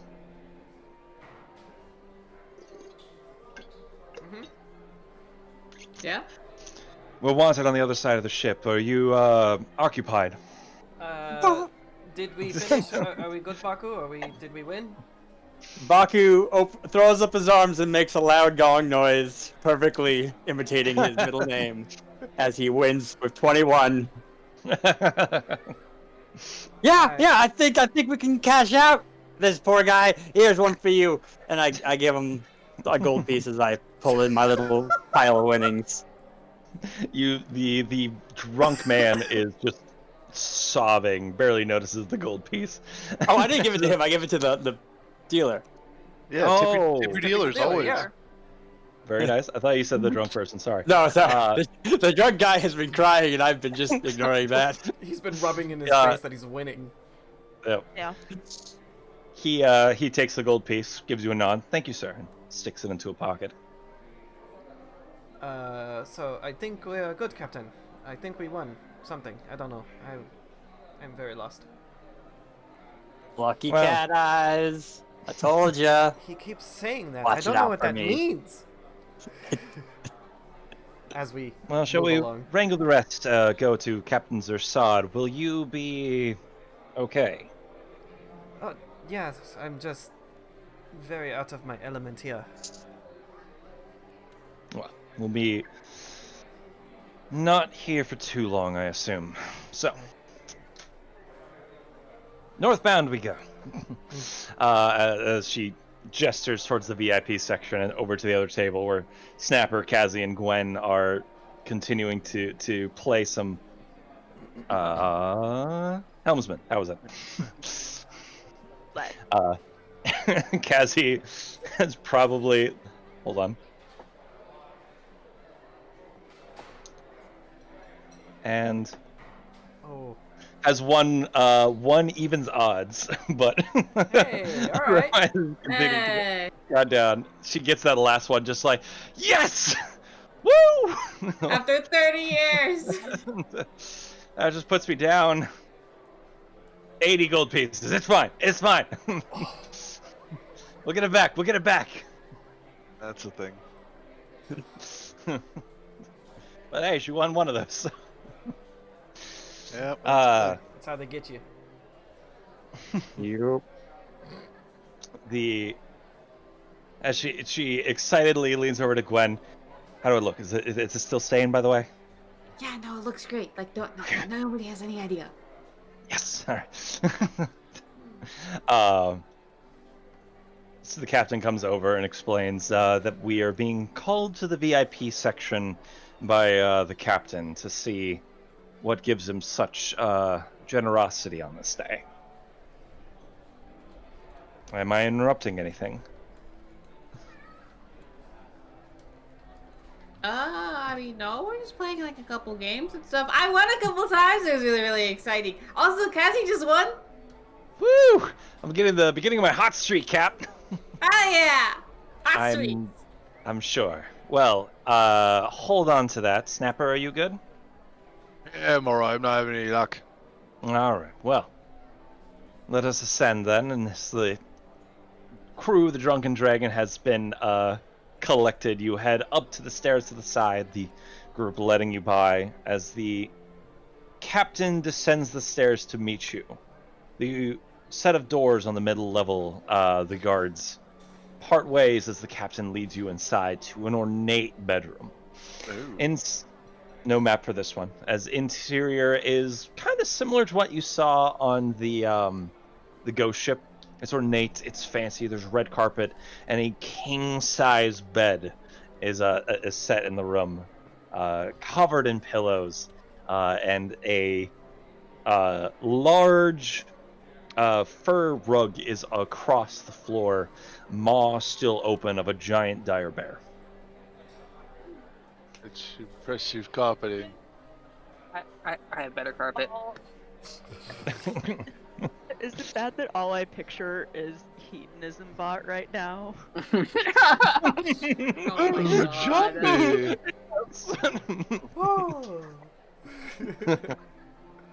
Oh, Maurice. Sorry, that was the first thing that popped into my mind. Then rewatching Futurama is fun. As you walk into the room, the captain throws himself onto the bed, laying across it. As you look about the room, you see there are a few chairs, but none of them are set up. Like, there's a chair's at a desk to the side. There's a small table for 4. He has prepared nothing for you to sit. I'm sure you meant throws himself on the bed like smoothly, but I just picture him like flopping on it. Hell yeah! Smooth as silk, you could say. Start doing like snow angels in the bed. He's got so many pillows. I just he's Even better. Sorry, I just thought of Malfoy from a Harry Potter musical, and it's just that now. Oh He's my just God! falling across the floor, turning Potter. Potter drapes himself over a table. Oh my goodness. Yeah, that's this guy. There you I'll go. just be standing arms crossed, like leaning against a wall. Yeah, I'll be over there by you. Yeah, the captain. Silky Smooth is the only one else in the room aside from, well, yeah, the pieces we see on board here. Silky Smooth stands at the foot of the bed, near the captain. Or, sorry, near his captain. You said there were chairs. Yeah, they're Yeah, like scattered about the room. strewn throughout. Yeah. Yeah, Merle just go sit on one of the chairs. Baku will also take a seat on one of the chairs. Do you just sit far side of the room, or do you bring them over? She goes and sits at the desk and is just like, yeah, like I'm ready for the I'm meeting. mad. So, Don't talk. I'm angry. Yep. Don't talk, I'm angry. Sorry. Oh goodness. And Snapper Raz. Snapper is standing by me. I just sat on the other side of the captain. Just All right. chill. Captain Eli stands kind of like just at like the head of the bearskin rug, literally, and just kind of arms crossed, lean onto the one leg. All right, so I don't think it's a coincidence that we happened to cross paths this evening. How about you tell us why you've invited us here? And Zersad there just starts like kind of like kicking his legs or just, I don't know what you mean, but I am very curious to find out what you're doing.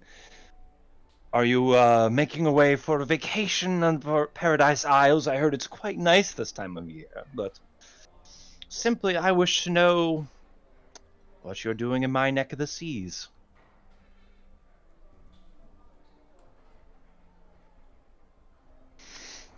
The captain kind of gives a sigh and looks over to Mur and Yuki.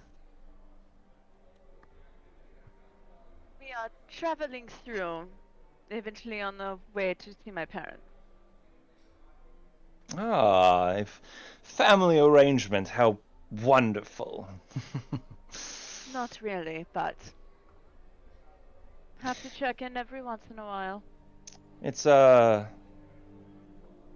quite an armament though for a family visit, if you would. I've heard a bit about you, actually, if I must admit. I was excited to meet the crew of the Drunken Dragon that was able to ward off the cult of the Kraken and the unfortunate attack on Sailor's Respite. How are they, by the way? Not the cult, of course, but the town. The cult's dead. A lot of them are dead. Brothel's gone. Yeah, the brothel's gone. The cult's gone. Not The Nightingale. Damn shame. Good place. Flint's block and key's gone as well.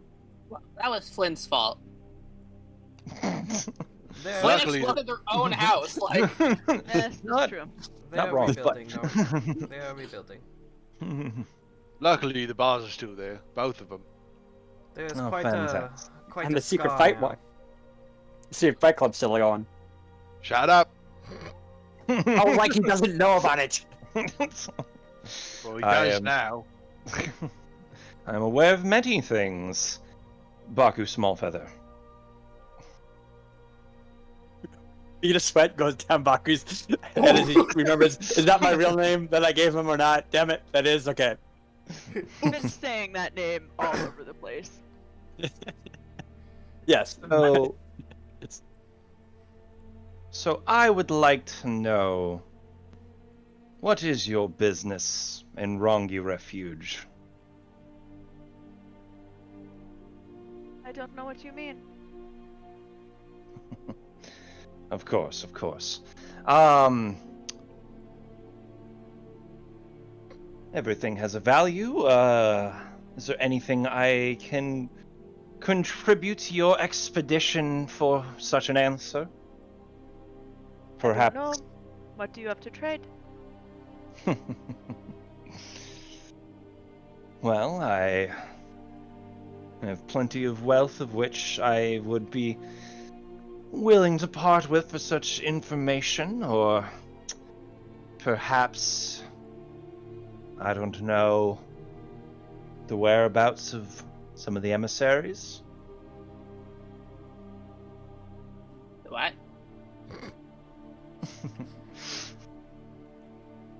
It's, How many emissaries do you think there are? How many do you think there are? I know how many there are. We've had a few members of the order come through and try to sell information for one last chance of winning back at all. Funny enough, they still failed. Funny enough, I think that means that you cheated. I would never. The house always wins in the end. that's kind of okay. Well, Well, you know how information is spread amongst large groups that do not trust their people, I assume. Sorry, one more time? Yeah, I didn't follow that either, Becca. You know that they cannot be trusted with the information that they share. So, you know that too. Well, all that does is raise the price of the information I do have. No, it lowers it. We have many sources, and while the Order of the Watchers is by all means impressive, it pales in comparison to my network of spiders. Where? I believe that many of our people are one and the same. Sorry, Yuki, just literally. God damn it. Sorry.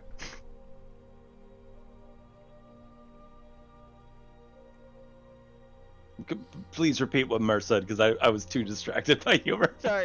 That was on me. That I was- believe that many of our sources are one and the same. Perhaps. All in all, you still get far away from my question of what are you doing going to that place?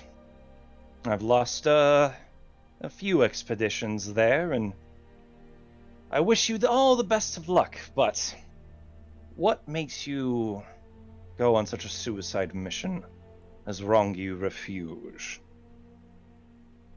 The captain tells us to jump. We ask how high. Captain tells us go to Rungi Refuge. We say we'll be right back. Captain Eli is many things, but a fool is not one. That is why I don't we think trust she's her. a fair assessment. Well, if you do happen to go to Rangi Refuge, whether or not that is your destination or not, fine. But if I were to say, ask if you happen to pass through the area and find something that I would value, that we could make an arrangement for its return? So we are here because you want us to do a job for you. Isn't that why we go anywhere? And here, I thought you just wanted information. Well, you don't know yet what I want. I know you want more than you can handle. More, yes. What I can handle. You do not know the depths of that. But I can guess. You got a feisty one, Captain Eli. I think we all share a bit of feistiness in our own way. Well, tell me something, Miss Fei Long. What information could I give you that you would trade for such answers?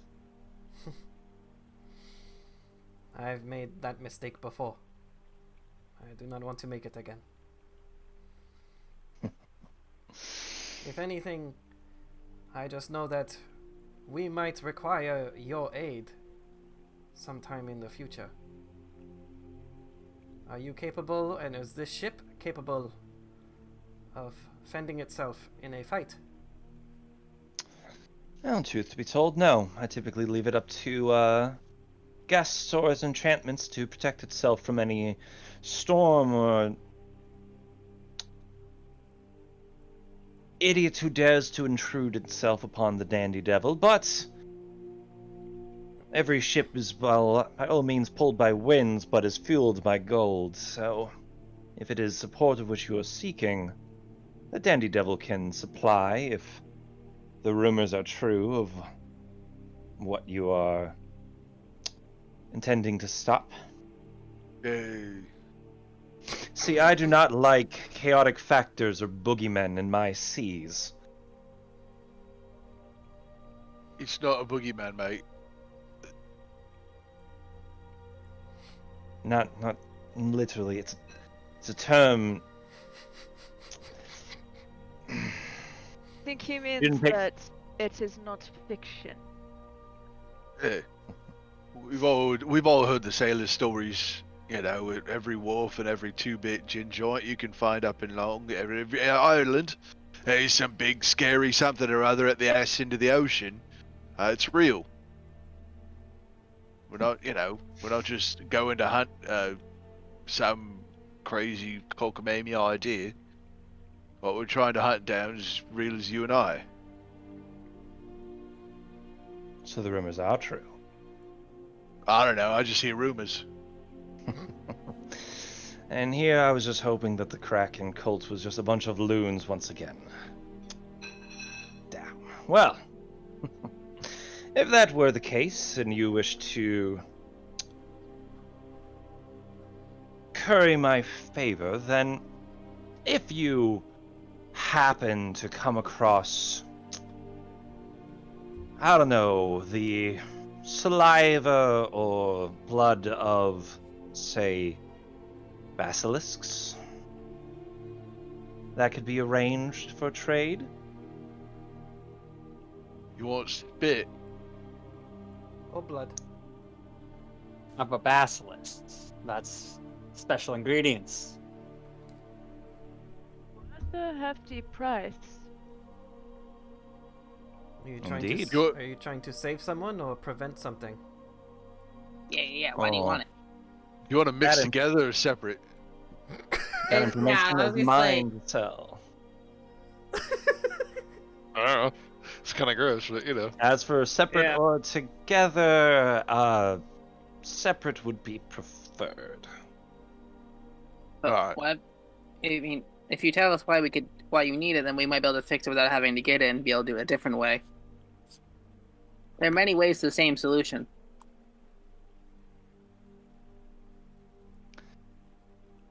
Eric, what's your question? Just being a dick. The name is strange.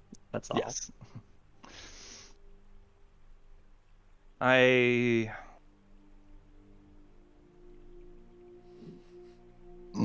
Excuse me. Nice. Materials are requested of me often at a price, and such a material has been requested of late. So I have attempted to find such materials where they are expected to be found and turned up empty more times than I care. So, if you just so happen to be passing through the area and find something that could fall into that category, and my experts can prove its validity and its potency, you would have the Dandy Devil sales behind you. So Or if we these are find some lizard spit, you'll join us.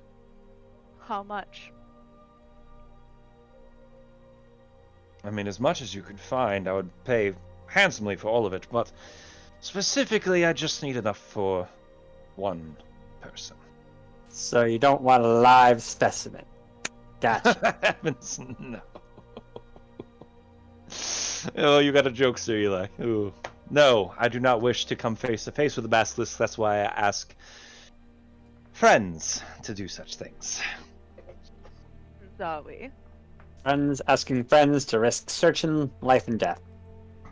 Their friends died already. Or We is it have rough? no friends, only employees. Well, sorry, other friends died already. I'm sorry, my hands Your are words, under the not table. mine.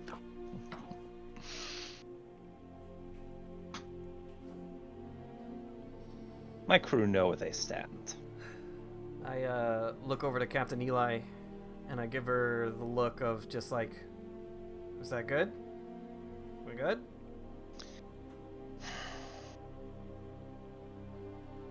If we bring you...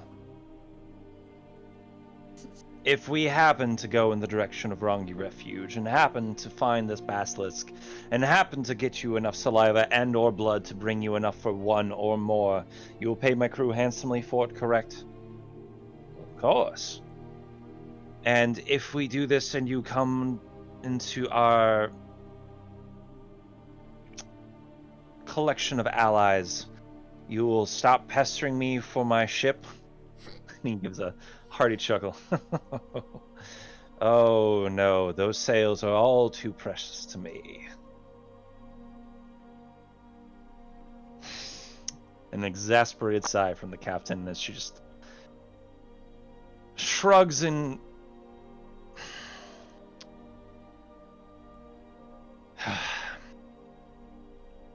one day you'll push yourself too far. And we may be at odds.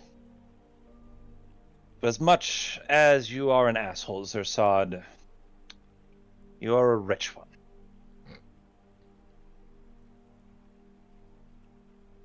And we need that help.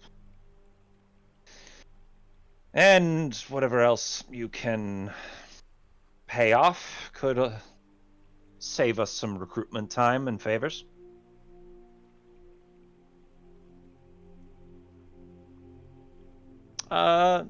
Sure, Becca, go ahead. Okay.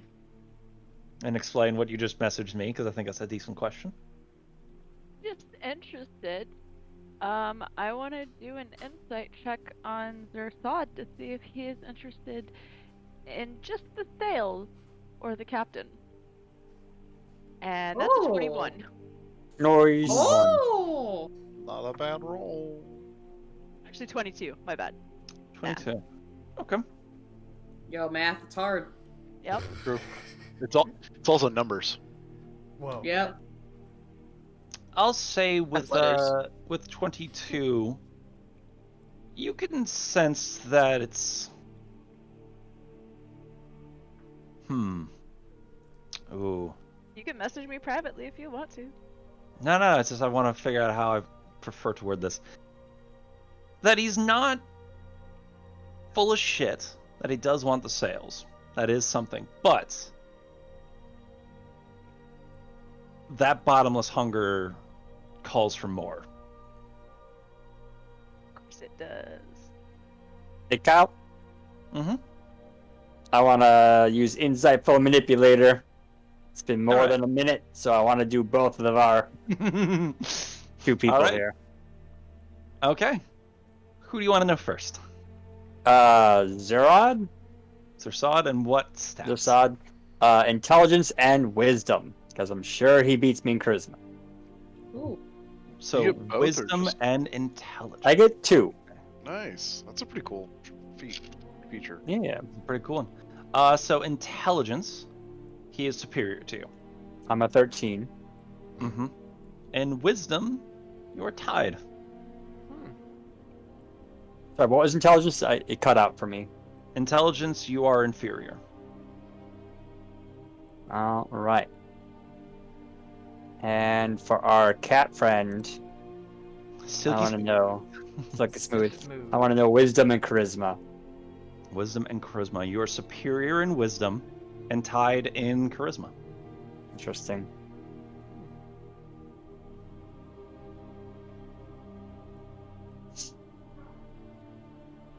I'd say That's it's all. also very close in wisdom. I also say you'd probably be able to figure that. Okay. Thank you. Like superior, but like just a hair.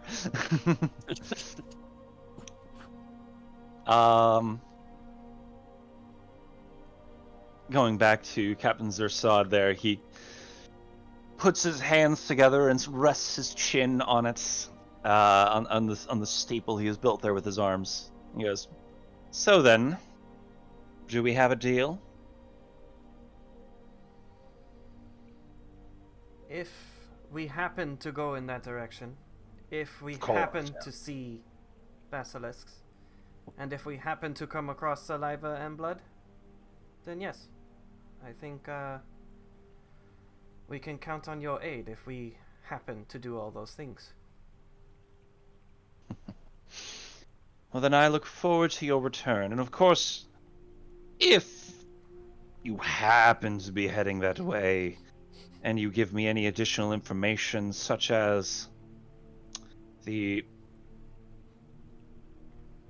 how did he describe it in his last message? His last words were hard to make out.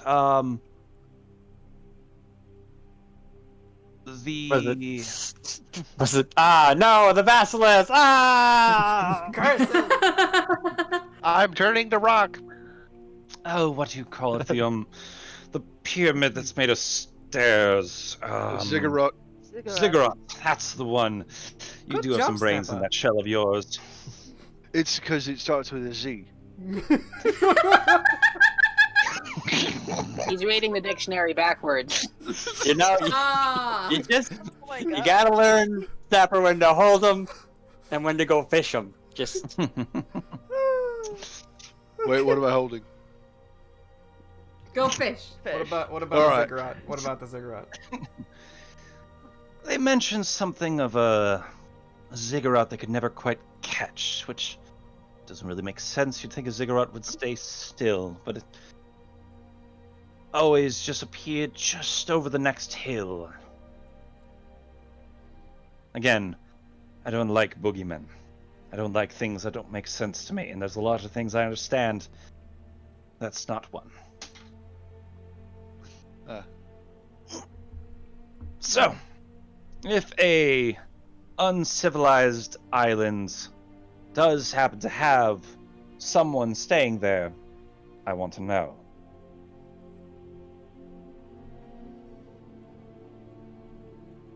That can be arranged.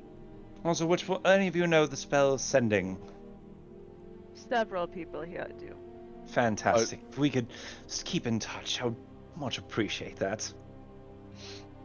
You know, it would help us to send the sendings if we knew where you was gonna be. That's not I how the spell works. believe that's not how the spell works. Oh, it's not okay. As you can tell, Aside, not one of those people. aside, 1 second. Does Snapper not know that, or does Ethan not know that? Snapper doesn't know that. Knows it. Okay. Ethan knows that spell very Yeah. well. He knows Yeah. it. Very well. Yes. Snapper, though. The amount of times John has used that to just be an idiot is the majority. Let's Got just it. say that. Got it. Well, if we could stay in touch, I would love to know when we could expect you, so I can divert our course. Otherwise, we're going to be swimming around the Paradise Isles until we grab as many people as we can. So many going on vacation this time of year. So much money to pick up. Oof. Oh, speaking of money, did you want to borrow Snapper coins? Oh, of course. What are you trading them for? Platinum. Roll me a persuasion check. Oh, No, let's fucking Do you still have go! inspiration, dude? Do you still have inspiration? I don't know. No, but I have, he but I, lost the but I- inspiration. but I have lucky. Yeah, look. Oh, he's got lucky, so yeah, advantage. Okay. You're too generous sometimes, Kyle. All right, I used all my luckies, but I now rolled a 21. Wait, no, Snapper. It's worth more than a platinum. 2 platinum. Flash of genius. +4. So 25. I used all 4 of my luckies on, or all 3 of my luckies on that. Good lord. Actually, I was trading in some of my Snapper coins at the bank here. They're worth more than that. No, we don't have to keep Not pushing this. How that works. So tell me something. If you have such these valuable coins, then why have you not spent them?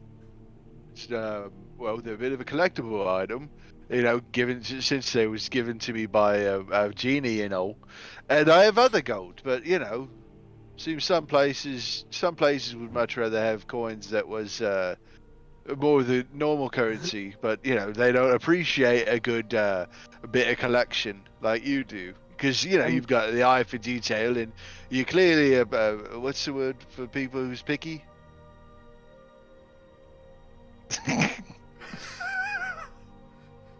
Picky, yeah.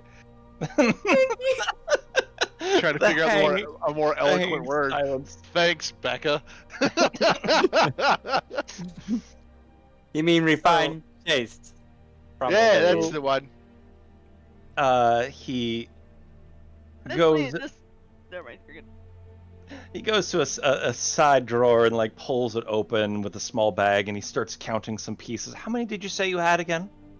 For sale? Well, of course. I'd probably give you 50. Oh, 50. What do you call them? Snapper pieces? Well, I call them snapper coins, but they're Marin coins. So tell me, what did you do to get a lockjaw to get made into coins?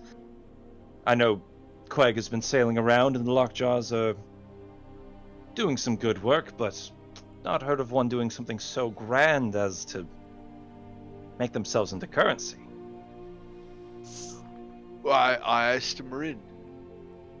I mean, yes, these are tokens.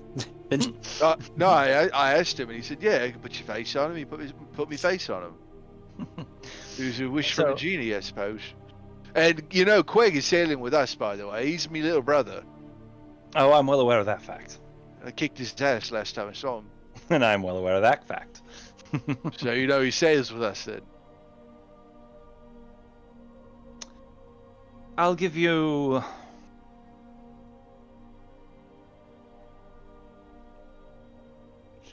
$50 if I'm buying in bulk, and 40 platinum pieces. Oh my god. Yeah, all right. What? Oh my god. Oh my god. I have a bunch of lint I just painted gold in my pocket. I want to tell this guy next, okay? But So- you don't have it 25. pointed in a unique coin feed. Sure. What? Oh Done and done, sir. Amazing. Raz had kept that cash money. From the Wait. loot box, yeah. Any little lead coins are so great. Wait, but actually important. I point to Gwen. I'm like, what's her name? Gwenestry Dalamin. Okay. In fact, So you're how much do you... shorter than I thought you'd be from what True Walker would say Yeah. about you. Who? That Yeah, man, True Who said? best poker face I've ever seen on the seas. Oh my god, oh my god, I didn't know. Are you one of his friends? He used to has a lot of friends. He like talks to like a lot of people, but I don't know all the people that he kind of talks to. But I know I met some of the people that he used to talk to, or he does still talk to technically, but like on his boat and stuff like that. But anyway, are you his friend of his? You say that he talks a lot, but I think we may be speaking of the wrong man then. Oh no, he loves to talk. Well, I guess I like to talk to him, and he just does that thing where he's just like, yeah. But I mean, that's basically him talking. No, that's the one. Yep. Long mustache? Yep. Yeah, big, Yeah, scary scar thing. Yeah. Yeah. Brilliant man. If you see him again, tell him I say hi. Okay, What are we talking about? my friend. Which one? You say you have a new friend every day. I have a lot of friends. He's a friend from back home. Oh my god, if you guys, we should totally. Oh my god, I can't wait. Oh wait. Will we meet him? I don't know if we meet him, but anyway, if we do meet him, I'll totally introduce you to you guys. He's so great. He's so much fun to play games with. Gwen's made like 5 friends since we've been here, guys. Like, Real quick, by the way, the addition of that much GP now puts me at 6,969 gold. Damn. Nice. 6,969. I'm not even kidding. nice. Yo, guys, it's the weed number. Thank you for the nicest in chat. Nice. I just did the math and looked at it and was like, God damn it. Anyway. Fantastic. So, does anyone else have a currency of they'd wish to trade? If you have something with your face on it, if you will. I can't say I'm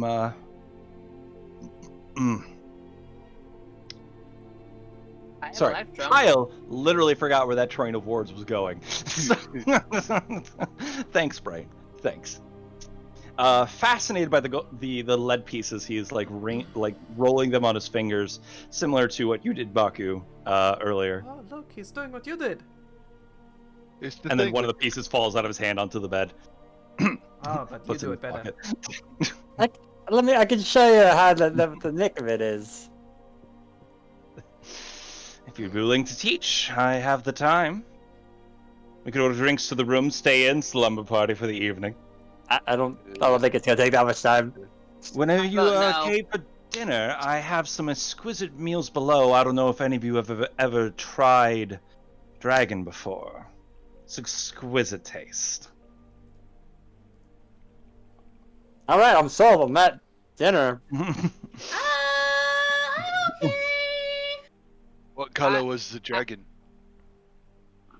It was a brass, I believe. I don't know. I didn't really ask such questions. Nah, I I have think a person for that. I'll pass, mate. Appreciate it, though. Yeah, I'm gonna pass. It's a once-in-a-lifetime meal. Well, for most. I realize it is a once in a lifetime thing, but that could be another lifetime for a future Gwen. So I'm okay. I think I left me stove on. I think I better get going.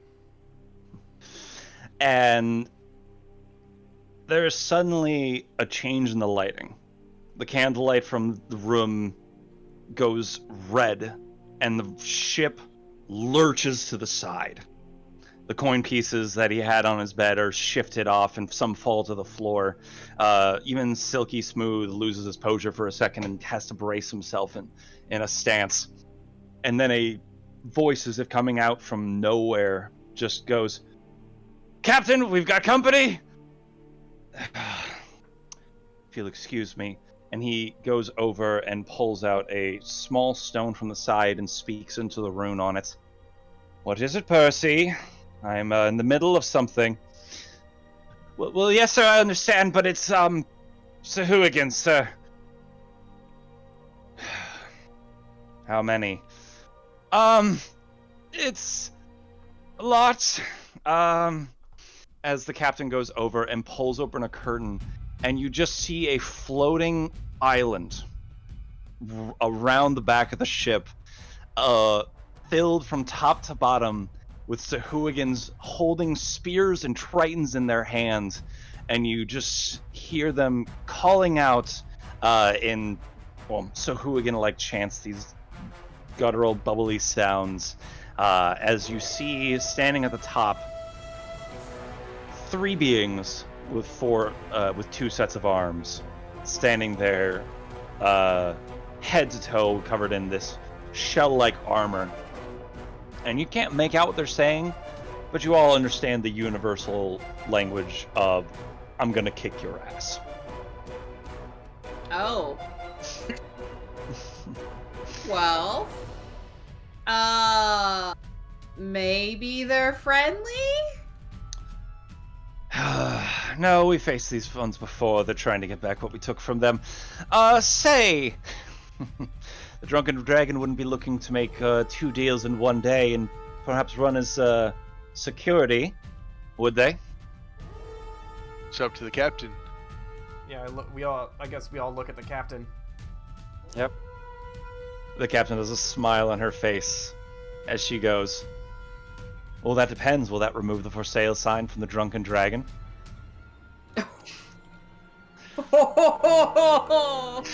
As you see a look on Zersad's face of both proud and pissed at the same time.